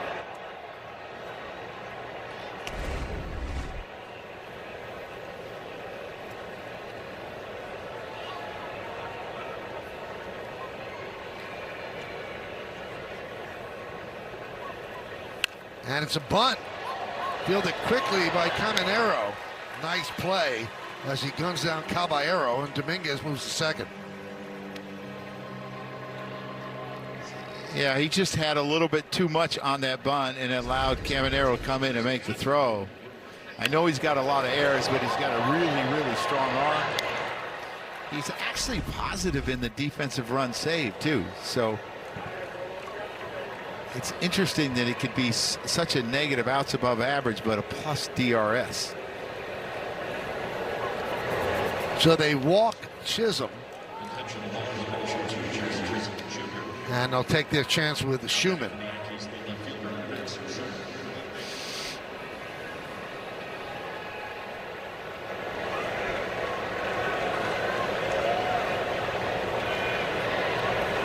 Schumann started the Yankees' 6-run third inning, leading off the inning with a double. He gets plunked to load the bases. Legumina hits him. So a walk, an intentional walk, and a hit by pitch. That brings up McMahon.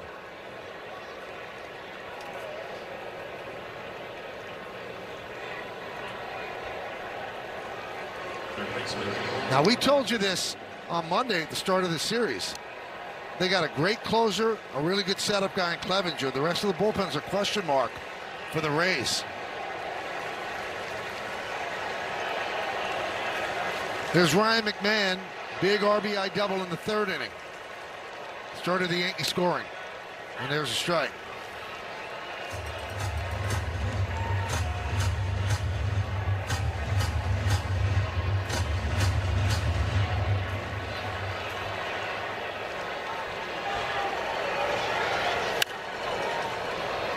Count 0-2.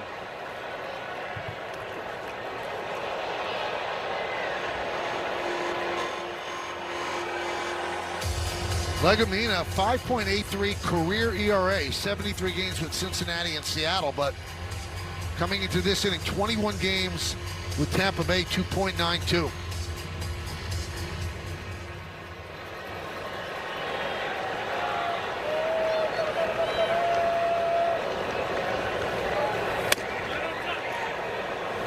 And he said, I like being here. They've got some good pitching stuff going on.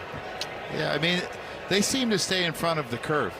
Again, this year they've increased their changeup because all the hitters are working on velocity, and hitters have gotten better, but the changeup has been effective. Swing and a miss. Got him with the fastball. So the Yankees leave the bases loaded. We are halfway through. It's 7-3 Yanks.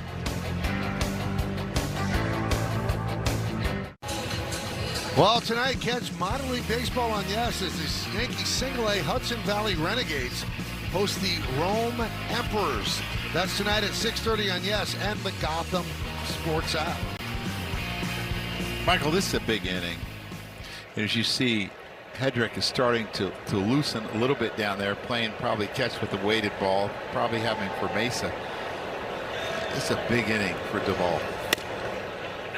That's how a great book once started, in the big inning. Let's see how it works out.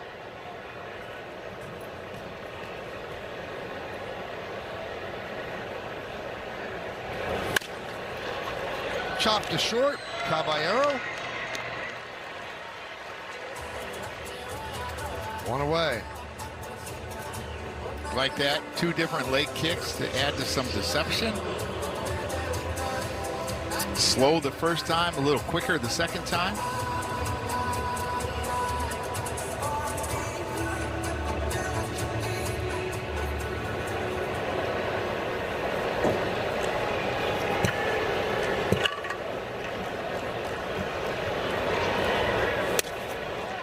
And a strike.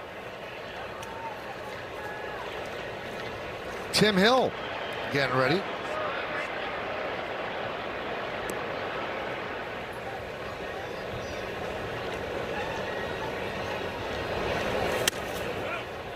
One and one.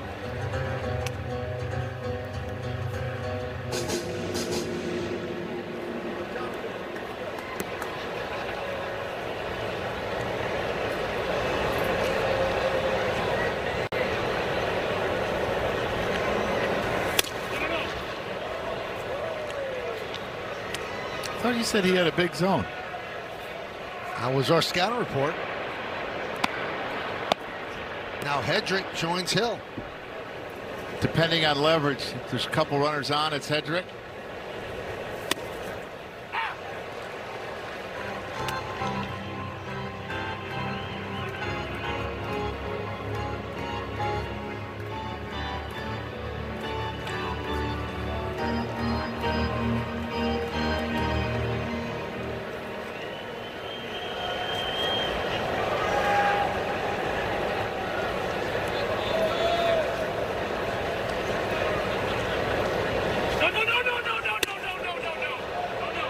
No. That was a pitch clock violation. God. So that's ball 3. Can't happen. He does that often. Yeah, it can't happen. There's a clock right in front of you. Now you put yourself in a situation where you have to throw a strike.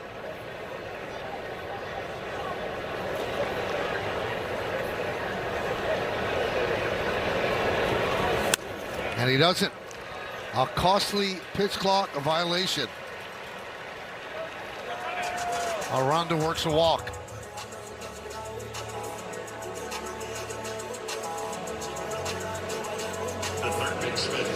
And the question is, they bring in a left-hander, would they hit DeLuca for Mesa Jr.? And I think he probably would, which you don't mind off of Hedrick for sure. Here's Caminero. His double play ground ball was so gigantic in the 3rd inning. Bases loaded, nobody out. The Yankees had just put up a 6 spot in the top of the inning, and Caminero, 27 home runs, 57 ribbies, bangs into a double play. A run scored, but took the air out of the. I think that got him. Got him on the elbow. So a walk and a hit by pitch. And now 1st and 2nd.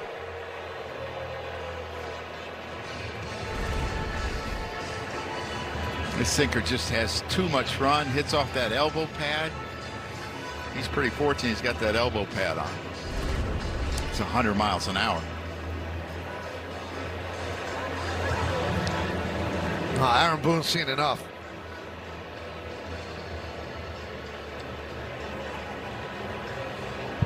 Just a tough pitcher to figure out and then try to explain. His stuff and the struggles doesn't make sense.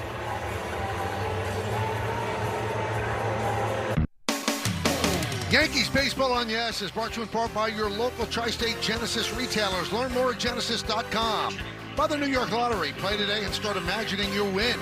And by the Hyundai Getaway Sales Event. Feels so right they almost feel wrong. Only at your local Hyundai dealer.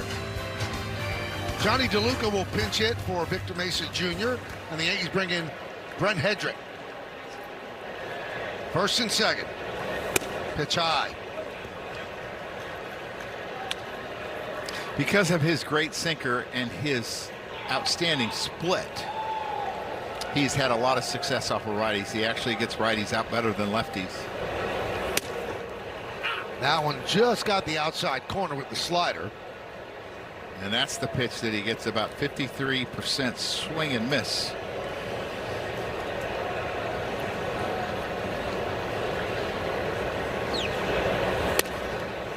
And again, a backdoor slider. And so DeLuca's going to challenge ABS, presented by T-Mobile. Challenge correct. not successful.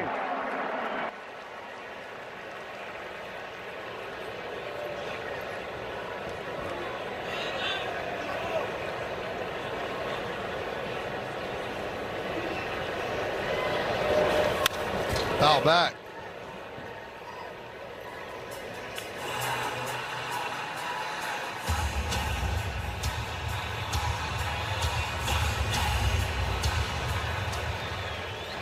That's what's left for the Yanks.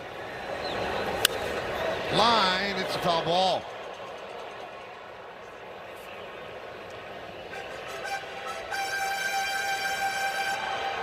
So in your mock-up leading to this game, Joe, you had Hedrick as one of the guys that get the last 4 innings.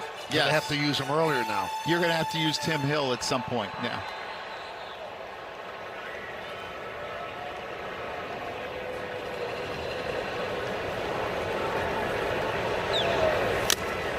That one is swung on and tipped into the glove of Wells. A strikeout of the pinch hitter DeLuca. 2 away. Yeah, he's got a lot of weapons, and he's got a four-seamer that has carry, and it's 94. And a couple of years ago, we saw some 98s and 99. You haven't seen that, but you've seen much better location with his fastball. It's a big strikeout. If we get it out here, this is huge. There's Ryan Belade. And a strike, working both sides of the plate. Has been really good on off speed versus left-handers, not breaking balls, but off speed. 5 for 7 with a home run. So if he does throw him that split, it has to be below the zone and away. And now that's going to be challenged by Wells. The ball call is challenged.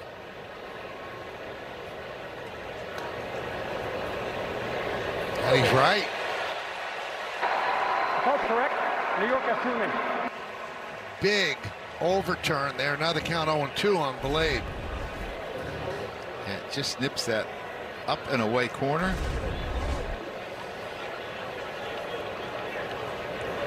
First and second, 2 outs. Foul back. I wonder if he's trying to set him up for that slider, that back foot slider, Michael, after going to that spot. Up and away. Now let's go down and in. Change eye level, change sides of the plate.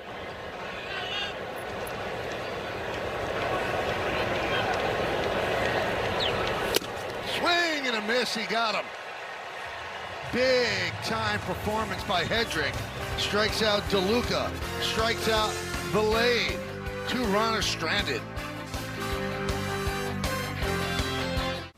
Bob Lorenz with your Audi update. Braves and Pirates today. Top of the first, Matt Olson is going to hammer this Mitch Keller cutter out to right and gone. His 25th of the year. Olson leading the majors already with 5 homers in the month of July. Braves leading that one 6-4 over the Pirates. They are just ready to come out of a rain delay. Guys, back to you. Thank you, Bob. We start the 6th inning. Yankees lead by 4. Austin Wells fouls it back. Let's go around the majors. Dylan Cease lost his no-hit bid in the 9th inning and let him throw 118 pitches. Mike Trout came off the IL, 2-run home run last night. James Wood, he has 25 home runs this season. Yankees going to face him starting tomorrow against a pretty good hitting Washington Nationals team.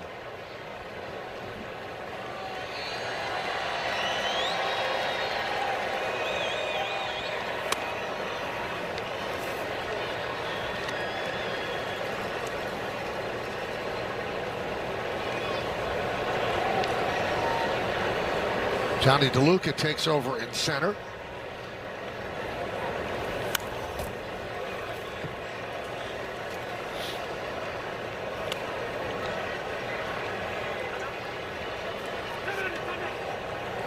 And Wells calls time.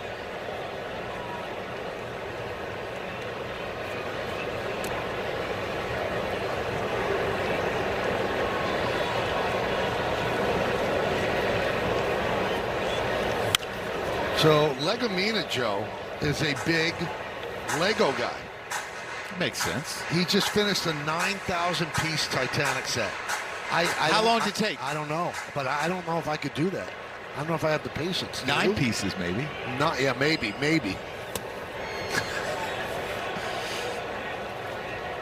Every Christmas, family gets a couple puzzles. Right. And I'm like, why do we get 1,000-piece puzzles? Why? Smaller. And Wells, I believe that's Wells' first walk, Joe, since May 31st. There's a lot of things that he's done today really well. The home run, the framing, the ABS challenge system. Having to work a lot of different pitches already. He's already caught, what, 5 different pitchers?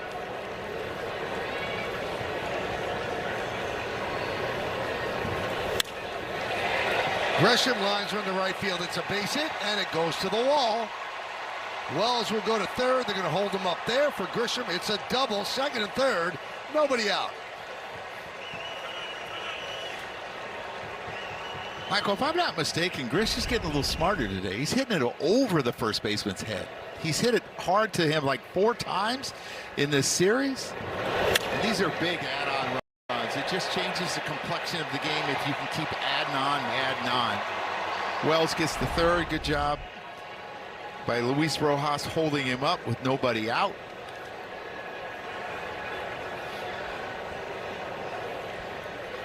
Forces the Rays, bring the infield in for Rice. Rice with his 27th home run, a 2-run shot in the third.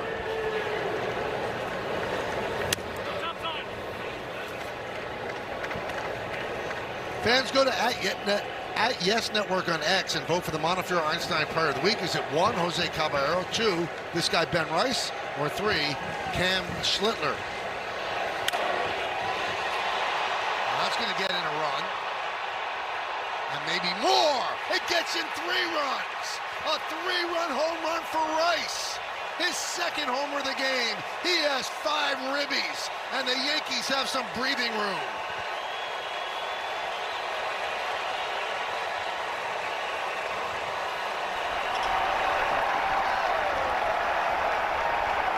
I didn't even think that he got that, Michael. It didn't have that sound. Nope. A lot of balls have. His 28th home run, his 65th run. Wow, that's really, really big. Going in the home run derby hot. Yes, he is. Dominguez fouls it away and out of play. 6 home runs the last 9 games. He had 4 in the previous 21. Home runs are important. What's really important is the RBIs.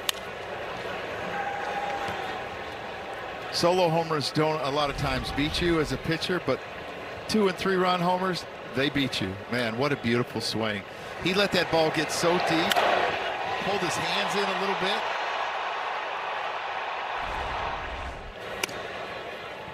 How about this, Joe? Against Tampa Bay this year, he's 12 for 31 with 5 home runs and 10 ribbies. Wow.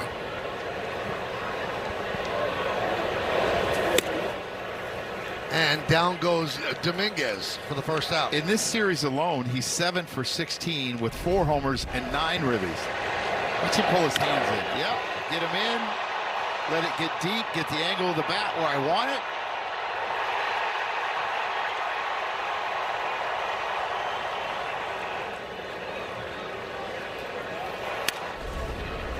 Ground ball first base, Aranda will take it himself and beats Bellinger to the bag. 2 down.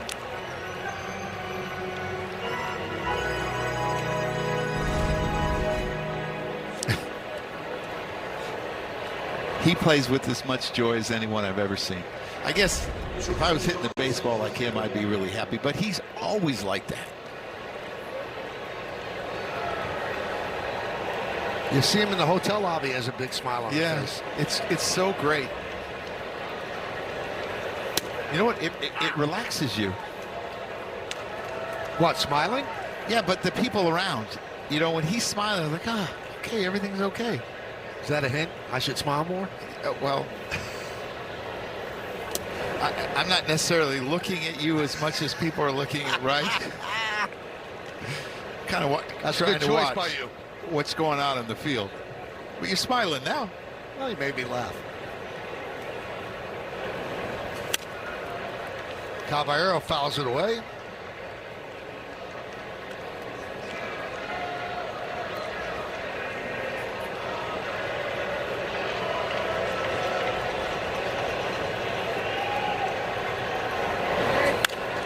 And that one is looped into center field, and it's caught on the run by Walls to finish off the 6th. But this has been a Ben Rice day.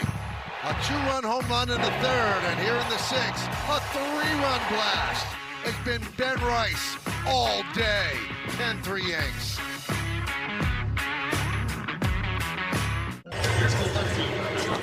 We are cooking up something special with Hexclad. Join the hybrid revolution at hexclad.com. And this is in the American League. Ben Rice creeping up on the Astros. Yordan Alvarez 1 away, and Caminero 1 behind Rice. And Simpson dunks one into right field. It's a base hit, and it gets past Dominguez and goes to the wall. That's going to be another triple, and they will hold him up there. His 2nd triple in as many at-bats. Yeah, we talked about the speed that he has. As soon as it splits the outfielders, it's an automatic triple. And Michael, there's not even a play on it.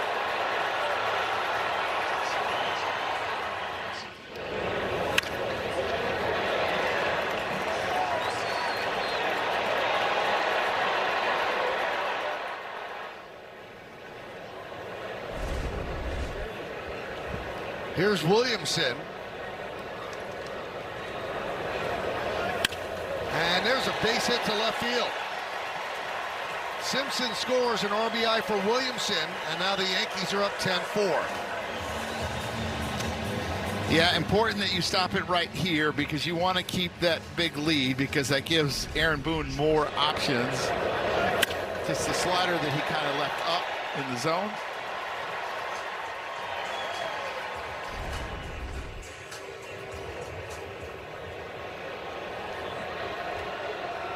Here's Taylor Walls. 1-0.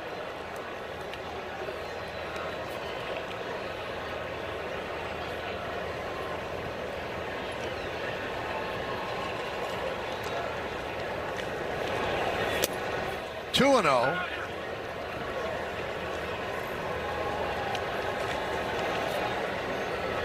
Now Fernando Cruz heating up. 1 run in here in the 6th. And boy, that Rice home run looms large. Foul back.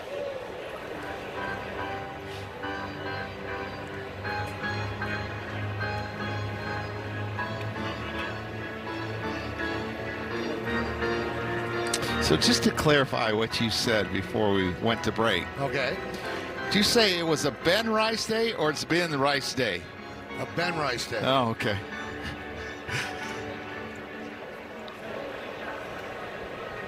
He's had a lot of days this year. Mm-hmm.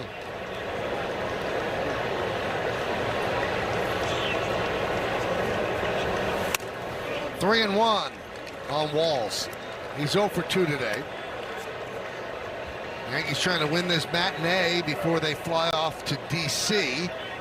and finish the first half of the season with a 3-game set against the Nationals.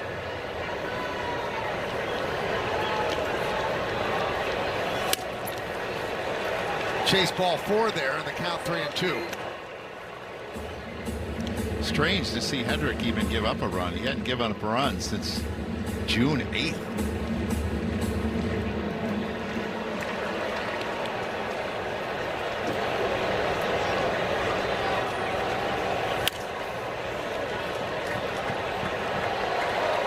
Still 3-2.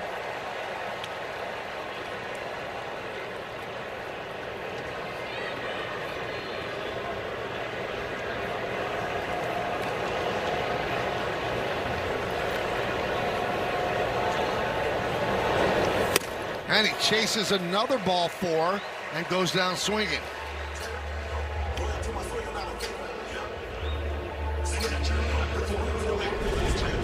Yeah, big out there. Try to stop this rally. He gets the swing and miss. Walls chased a couple of fastballs up. Now he's got Fortes here, who has been better against righties than lefties.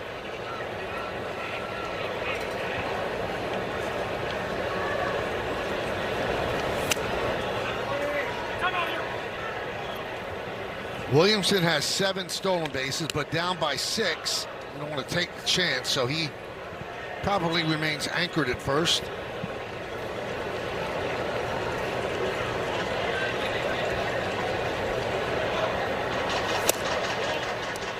Two and 0. Yeah, he's gotten behind this inning, which he's a guy that attacks the zone really well with all 3 pitches.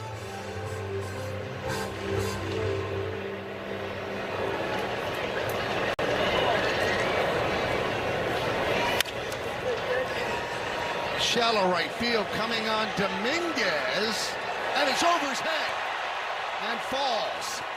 Moving to second, Williamson, and Fortes picks up a single.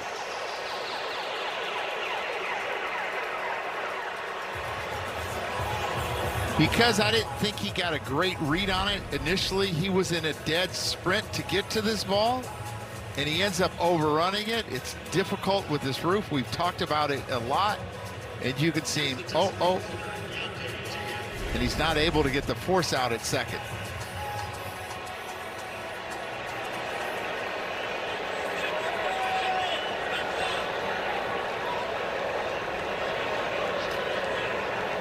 So back to the top of the order, and the dangerous Diaz. And a strike.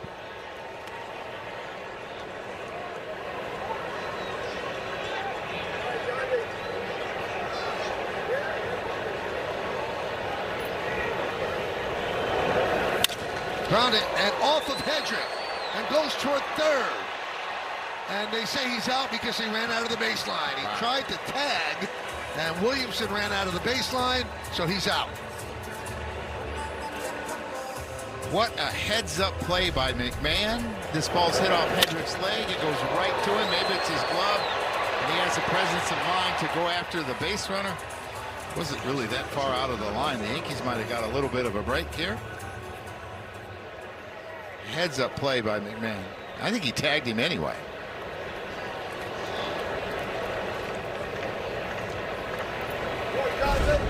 So here's Aranda. And that one is popped up. Shallow center field. Grisham is there, makes the play. So the Rays get a run on 3 hits, 2 men left. It's time to name that Yankee, brought to you by Prevagen, made for your brain. 95 to 2014. 260 home runs, a .310 batting average, 1,311 ribbies. He's a 1.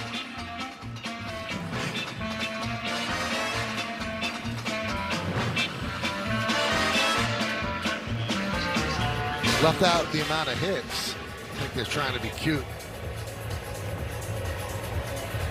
Craig Kimbrell will come on, the veteran. You see his numbers?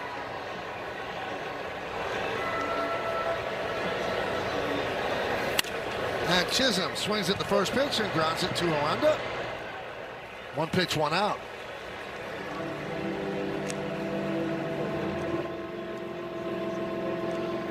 Kimbrel doesn't quite have the fastball that he used to. The 98s and the 99 has always had the big sweeper. At times it's so big it's hard to keep it on the plate.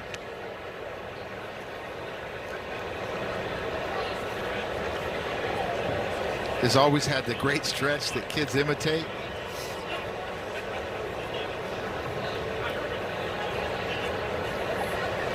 It's like he's hanging the arm out of a car door on the passenger side.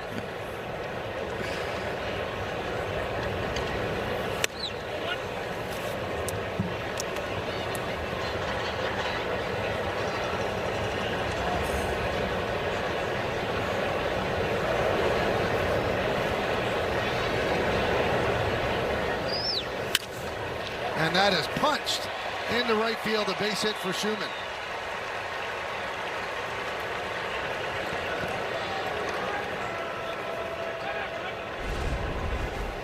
Another good at bat from Schumann.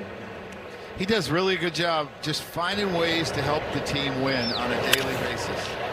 Wherever he's at, he's in left field today. A couple hits. He led off that inning where they scored 6 in the 3rd.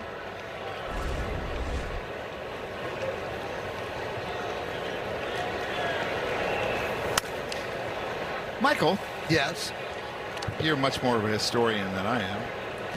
440 saves. Is that a Hall of Famer? Craig Kimbrel? Career .265 ERA. He's in the discussion. I think it'd be close. I don't think he makes it. I mean, look how long it took Billy Wagner to get in. Right till the end. So I'm not sure he is. How about you?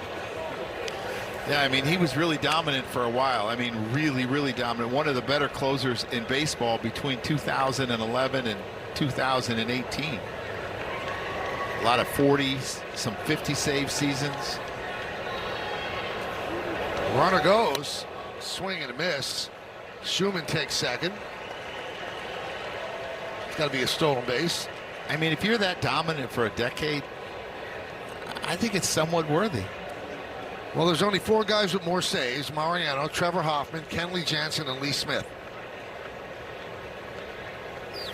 And 3 of them are in the Hall of Fame, and Jansen's still pitching.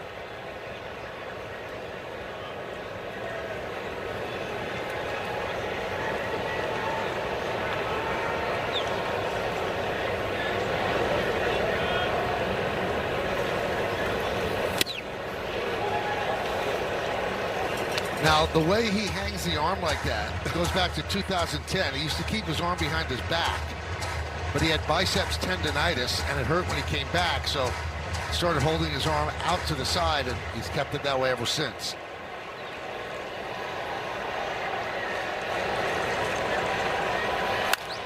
Line drive, it's a base hit. Schumann rounds third, he's going to score.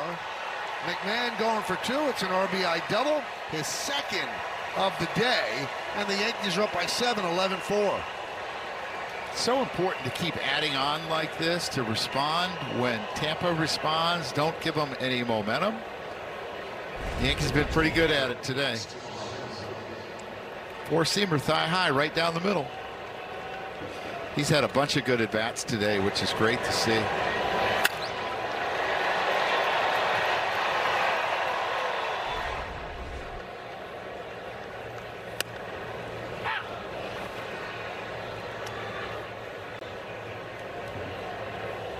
So Wells with a home run and a walk. He scored twice.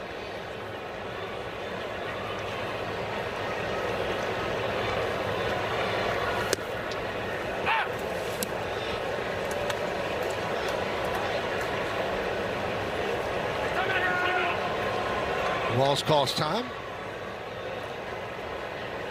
Mike is very demonstrative back there. I like it. Yeah, loud. We can hear what's going on. Yep.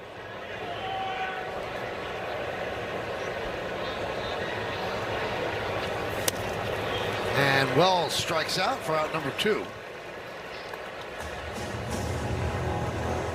Javihi warming up for the Yanks.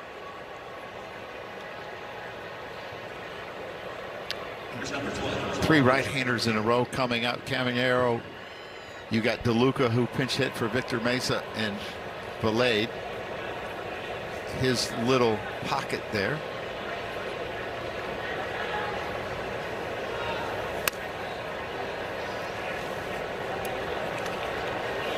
Kimbrel started with the Mets this year, 14 games. He was DFA'd with a 6.0 ERA. Signed with the Rays on May 26th. 2.61 ERA in 11 games. He's always been a great reliever, Joe, but he struggled against the Yankees. 5.76 career ERA against the Yankees and 2.60 against everybody else. Yeah, that's pretty amazing.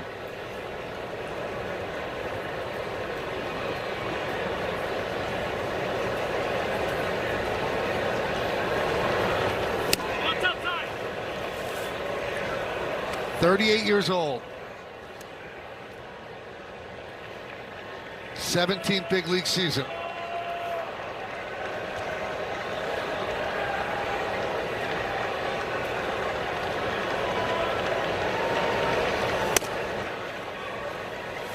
Three and one.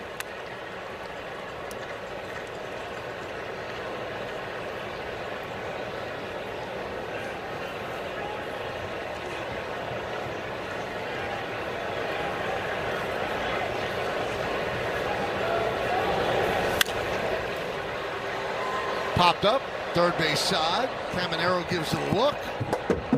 Runs out of room. Goes into the Yankee dugout.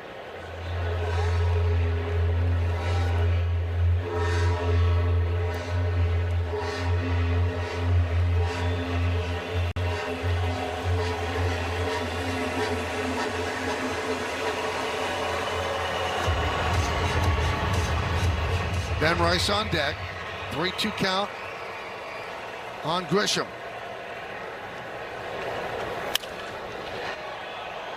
Fly ball shallow center. DeLuca coming on. DeLuca makes the play. That'll do it. Yankees had a run on 2 hits. It's 11-4 and time for the stretch. Time for your Ford Studio update. Bob and Jack with you in this series finale, and then the skies opened, and I know it's inside a dome, but I mean the offense returned finally today. 11 runs today after only 10 in the Yankees' previous 4 games. Included in that, Ben Rice, 2 homers, 5 RBI. But Bob, turn your eyes to that 3rd inning. 8 straight quality at-bats against Rasmussen, a pitcher who had dominated them. Boone talked a lot about quality at-bats before the game. We'll hear from Boone about that. Detail the offense coming up on the postgame, guys. Thank you, guys. Yankees up by 7. They pounded out 12 hits. A couple of home runs for Ben Rice. Blackburn started a bullpen game. Drew Rasmussen, well, he's an all-star starter. Lasted 1 out into the 3rd. Caminero hit his 27th home run. Here is Chavihi.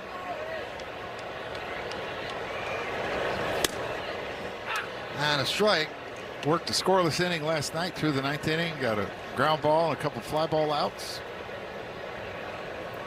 Strikes are the most important thing for him. His changeup really plays.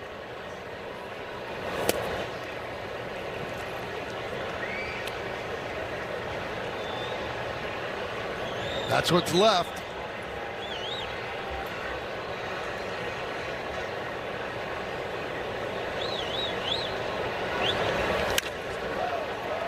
Left field. Schumann makes the play. 1 out here in the 7th.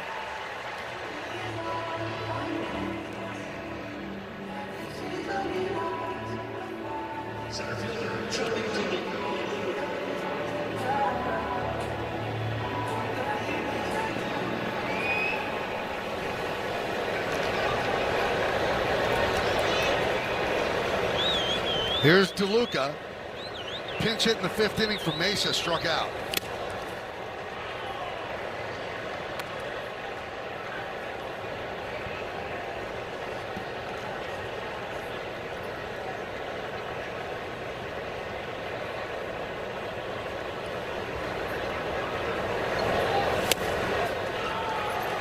Nasty slider. I mean, his slider and his changeup are plus pitches. To me, it's the command of his fastball, and when he gets that, he's going to be really, really effective.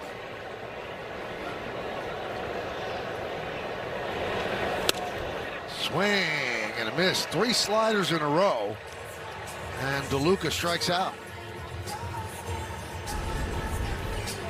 Yeah, you see the high, it's really a cutter that he threw there. It didn't have the slider movement.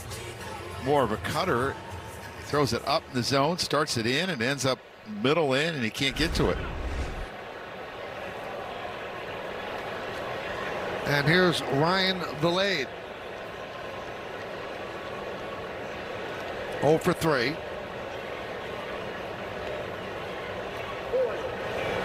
Chavihi, the 6th Yankee pitcher. Blackburn began, then Bird, Yarbrough, Doval, Hedrick, and now Chavihi.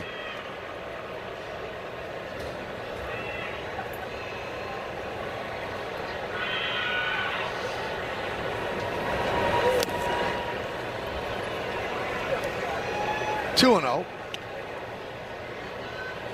We saw Roycroft earlier in the series.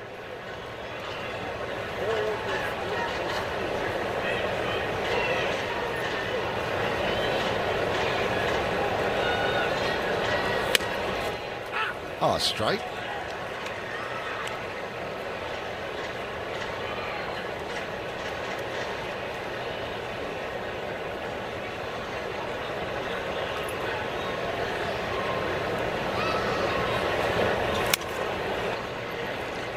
Now 2 and 2.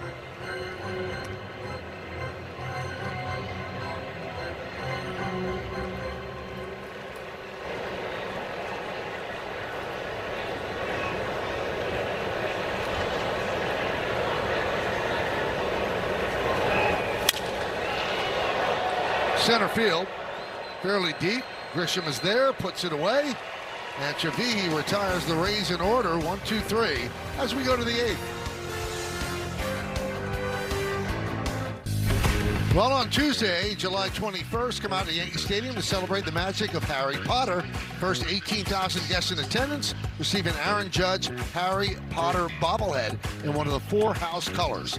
The specific house will be distributed at random upon entrance. Get your tickets at Yankees.com. Judge with the team during this series, and Ben Rice leads off against Chris Roycroft. Hey, got him for a homer Monday night. Roycroft gave up 2 homers that night. He gave up 1 to him and 1 to Caballero. No Yankee has ever had a 3-home run game against the Rays. Never? Ben Rice had a 3-home run game on July 6th of 2024 against the Red Sox. No, never. Keep saying it, never. You believe in that baseball? I do. I do.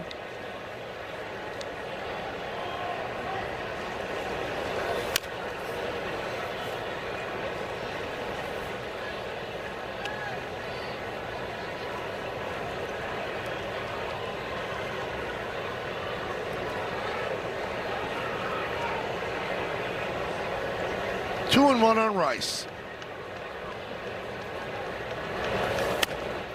He has 2 home runs today, 2-run shot and a 3-run shot.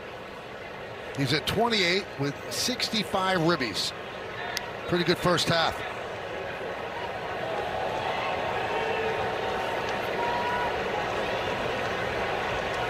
The 3-1. And he takes the walk. That's discipline. Did not expand the strike zone. That's Roycroft saying, not on my watch. He's not hitting the 3rd home run.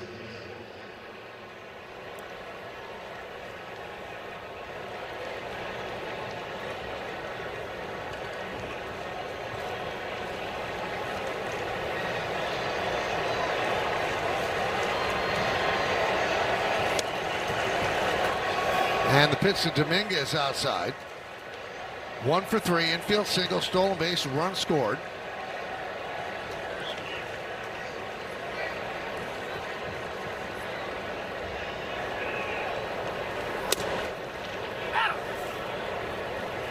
What was the scouting report that Kevin Cash got on Roycroft? He's tall and he throws hard? Yep. Can you give me a little more than that?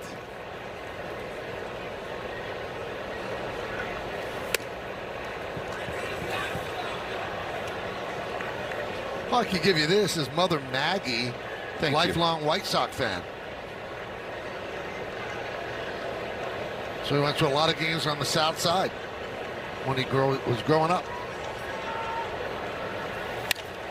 That one in. Slapped into left field. It's a base hit in front of Simpson. Rice will stop at second. Second hit for Dominguez. Stream Brooklyn Nets Summer League games live on the Gotham Sports app Friday at 6. Get a look at the new Nets draft picks as they take on the Knicks from Las Vegas. Access the Gotham Sports app for free with your TV subscription, or go to gothamsports.tv to learn more. Mikal Brown Jr. looks very good. Since you know so much about sports. Okay. How many games do they play in the Summer League? Don't know. I don't know that.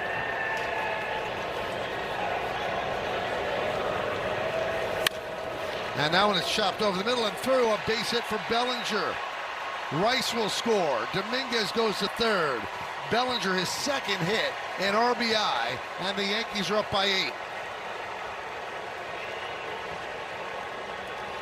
Belly really needed this. There's a lot of guys that have needed this day, and he just takes it up the middle, and it's a ball down in the zone. He just beats it off that hard dirt in front of home plate, and then just flies through the infield.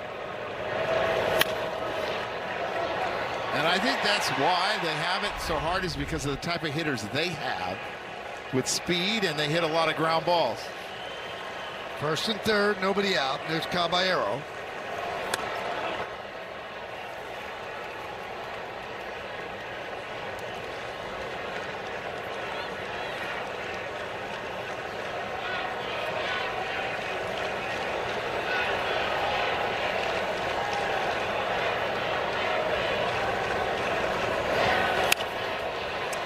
Looped into right field, coming on Valade. He makes the catch. Runner stay put. One down.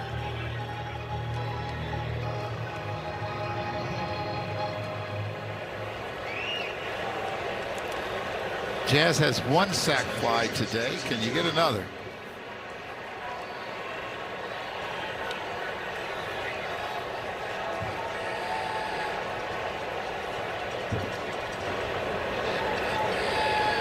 Oh for 2 sac fly and intentionally walked.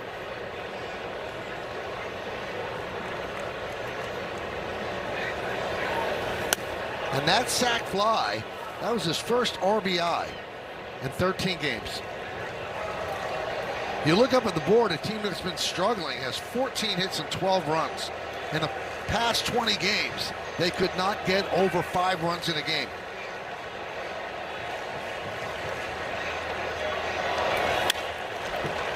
Let's see if they turn 2. Tough hop. Wall stays with it and turns it into 2 to end the inning. But the Yankees get another run on 2 hits. Yankees lead 12-4. Well, tomorrow on Yes, the Yankees and the Nationals kick off a weekend set in D.C. Extended coverage starts at 4:30 with 2 full hours of pregame leading up to first pitch shortly after 6:30 on Yes and the Gotham Sports app.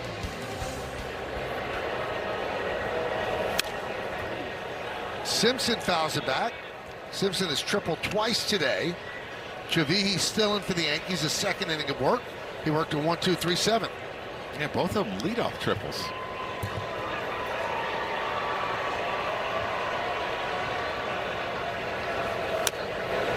Oh, stay fair. It is fair. And he didn't run. Thought it was going to kick foul, but quick feet by Austin Wells, and he grabbed it for the out.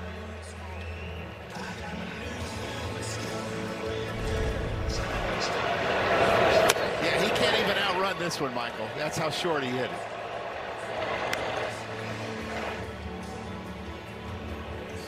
it. Is there a worse out?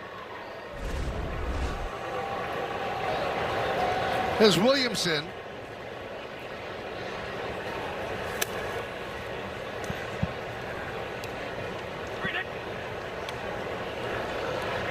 Williamson, 2 hits and 3 at-bats.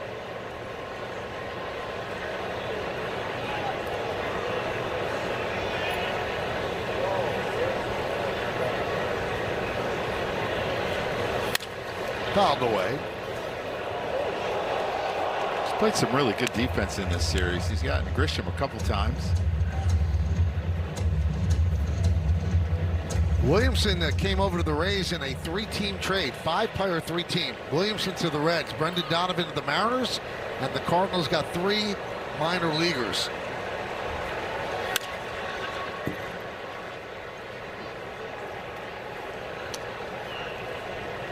How was Brendan Donovan done? He started off like fantastic in the month of April. I've not checked in on his numbers of late, to be honest. You're supposed to know everything. Everything? Everything. It's a lot to know.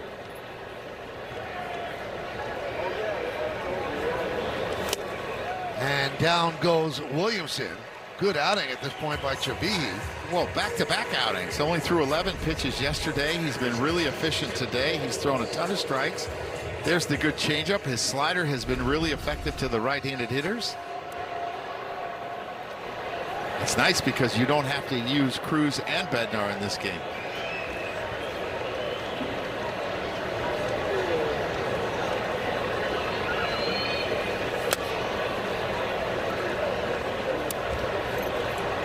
So he's at 274, 3 home runs and 8 ribbies.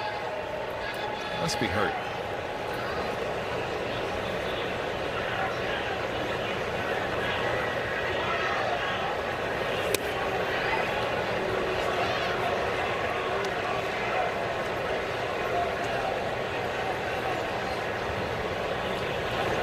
Yeah, he has been hurt.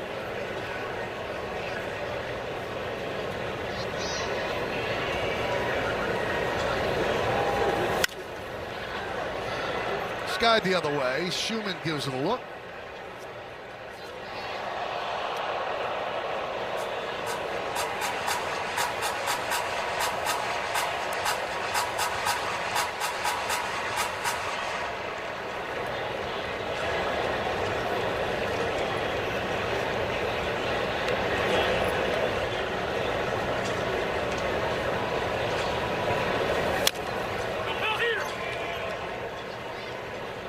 Boy, Malinsky is a really good voice. I love it. Unbelievable. Not even mic'd up. Feel like he is. Some people just have a voice that carries. It carries. You know, with a voice like that, Joe, I think he knows everything.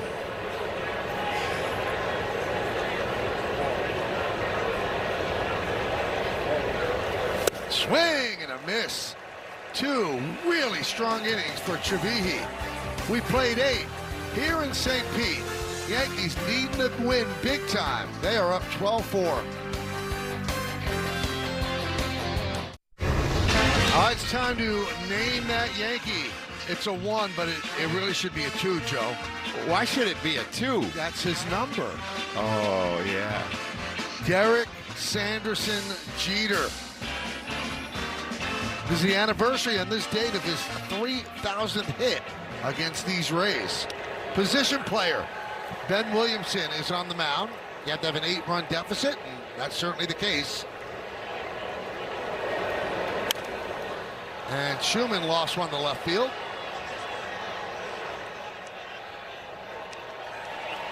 And here's the 3,000th hit against David Price. Yeah, slider down in. Price knew it right away. Man, what a thrill to be there. Look how happy everybody is. 5 hits that day.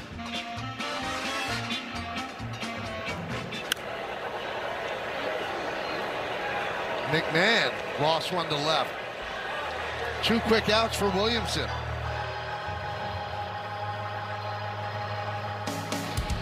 Well, fans, after the final out, get highlights, analysis, clubhouse interviews, and we'll hear from the manager, plus a look ahead to the series with the Nationals. That's all coming up on the WB Mason Yankees postgame. This is Williamson's 4th pitching appearance this year. 3 innings, 3 hits, 2 runs, a walk, no strikeouts. And there's a strike to Wells. Michael, you notice what they're putting in for the pitch call, what it is? What is it? EPUS, 49 miles an hour. I like it.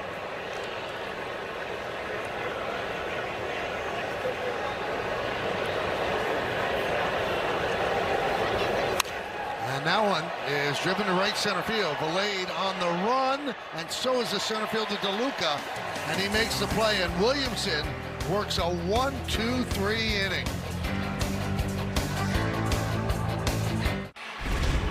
The New York Yankees Foundation's 50-50 raffle is now open. The next 50-50 raffle has a guaranteed starting jackpot of $50,000.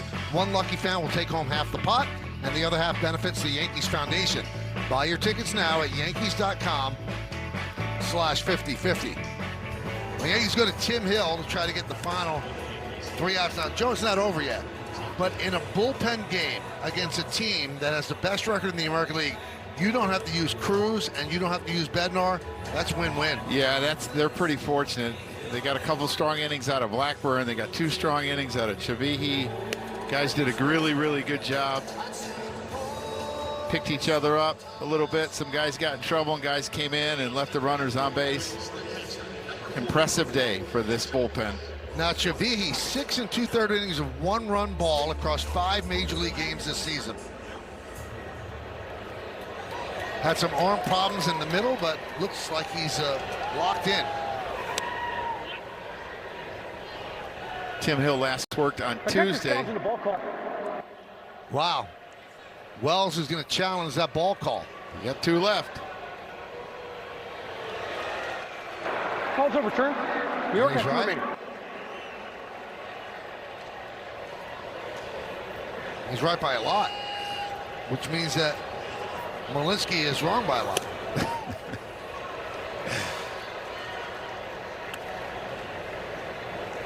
Oh 2 on Fortes. He's 1 for 2 with a walk and a run scored.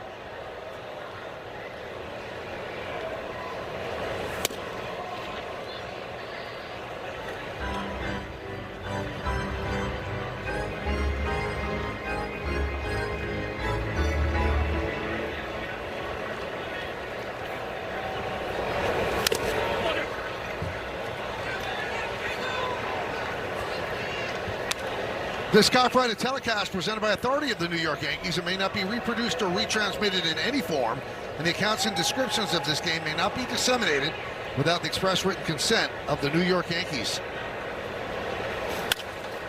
Up the middle, right there is Jazz Chisholm. 1 away here in the 9th.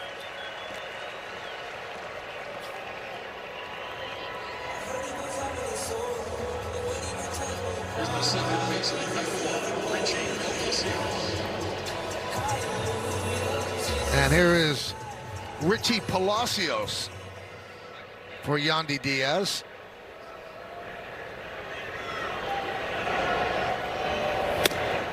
And a strike.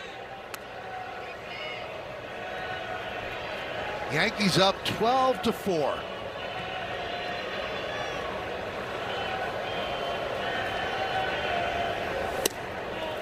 Yankee offense, it's been dead. Yankees 2 uninspiring losses to the Rays. Thinking, are they going to lose 3 out of 4? They go with a bullpen game. Their offense explodes. The pitchers do what they have to do. Ben Rice with 5 RBIs. And as my late friend John Sterling would say, that's baseball, Susan. Ground ball to second base. Yankees an out away from a win. Yeah, and the other thing that they did, they were 7 for 14 with runners in scoring position.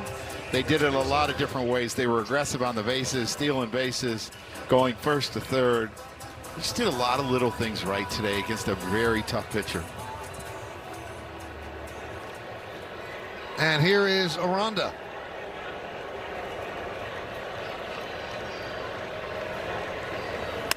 Upstairs, 1-0.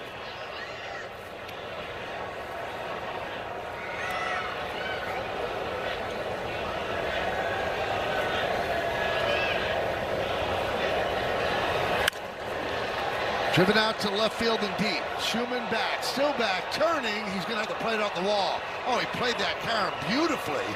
And he holds Aranda to a single. How did he do that with his bare hand? It's a shortstop, Michael. He's used to having to bare hand balls when they have to charge him hard. Aranda's taken a couple balls over there. He's a guy that really uses the middle of the field and the other way well. Hits this fastball. Looked like it'd be a double, but Schumann made a nice play.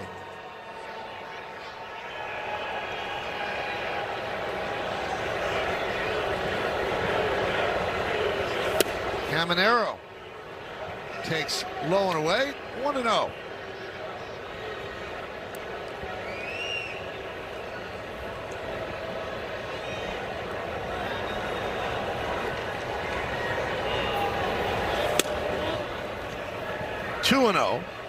And that's going to be challenged by Austin Wells.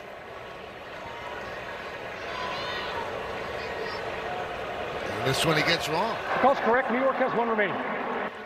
Yankees used both of their challenges very early last night, kind of handcuffed them the rest of the way, but they now have one remaining. I think they both were gone by the third inning. Yeah.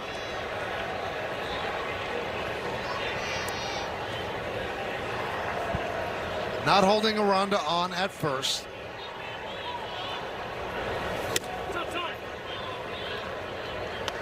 Three and one.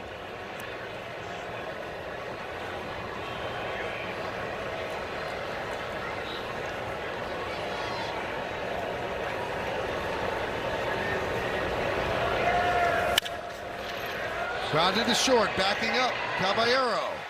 He goes to Jazz for the force, and the Yankees win one, an unlikely one, by a score of 12-4. 2 home runs and 5 ribbies for Ben Rice, and a bullpen game does the job as the Yankees split a 4-game set with the first-place Rays. Yeah, sometimes this game is really hard to figure out, and that's why managers get a lot of gray hair on a day where you thought runs would be at a premium. They explode for 12 runs, 6 in the third inning. Big day by Ben Rice, and bullpen did a fine job. And for the previous 20 games, they'd been capped at 5 runs. They had not scored over 5, and they put a 12 spot on the board thanks to that guy. And the Yankees also pounded out 14 hits. So they don't gain any ground, they don't lose any ground, as the injuries are piling up, but they split 4 games with the Rays. They don't meet them again until a 4-game set in September at Yankee Stadium. We'll come back. We have awards and a post game after that.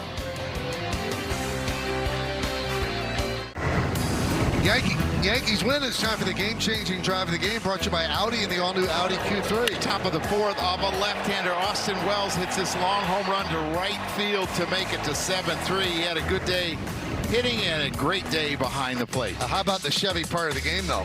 Well, that's Ben Wells. He had 2 home runs, 4 home runs in the series, and you see this 2-run homer in the top of the 6th, Rice, and it makes it 10-3.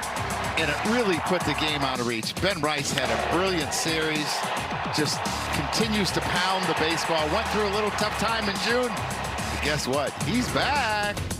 And we'll hear from him with Meredith on the postgame show. Those are the particulars. It took 2 hours and 53 minutes. Yarborough got the win. Well, coming up on the Yes Network, stay tuned for the WB Mason postgame show with Bob Lorenz and Jack Curry. Special thanks to producer Troy Benjamin, director Michael Cooney, Mike Webb, and the executive producer of the Yes Network is Mr. Jared Ames Boschnack. Hey, join us again tomorrow on Yes when the Yankees take on the Nationals in Washington, D.C. Coverage begins at 4:30 p.m. on Yes, with first pitch coming shortly after 6:30. Final score here, Yankees 12, Rays 4. For Joe Girardi and Meredith Marakovitz, I'm Michael Kay, saying see ya from Tropicana Field in St. Petersburg, Florida. Now let's go to Bob Lorenz and Jack Curry, standing by in our Yes Network studios with the post-game show.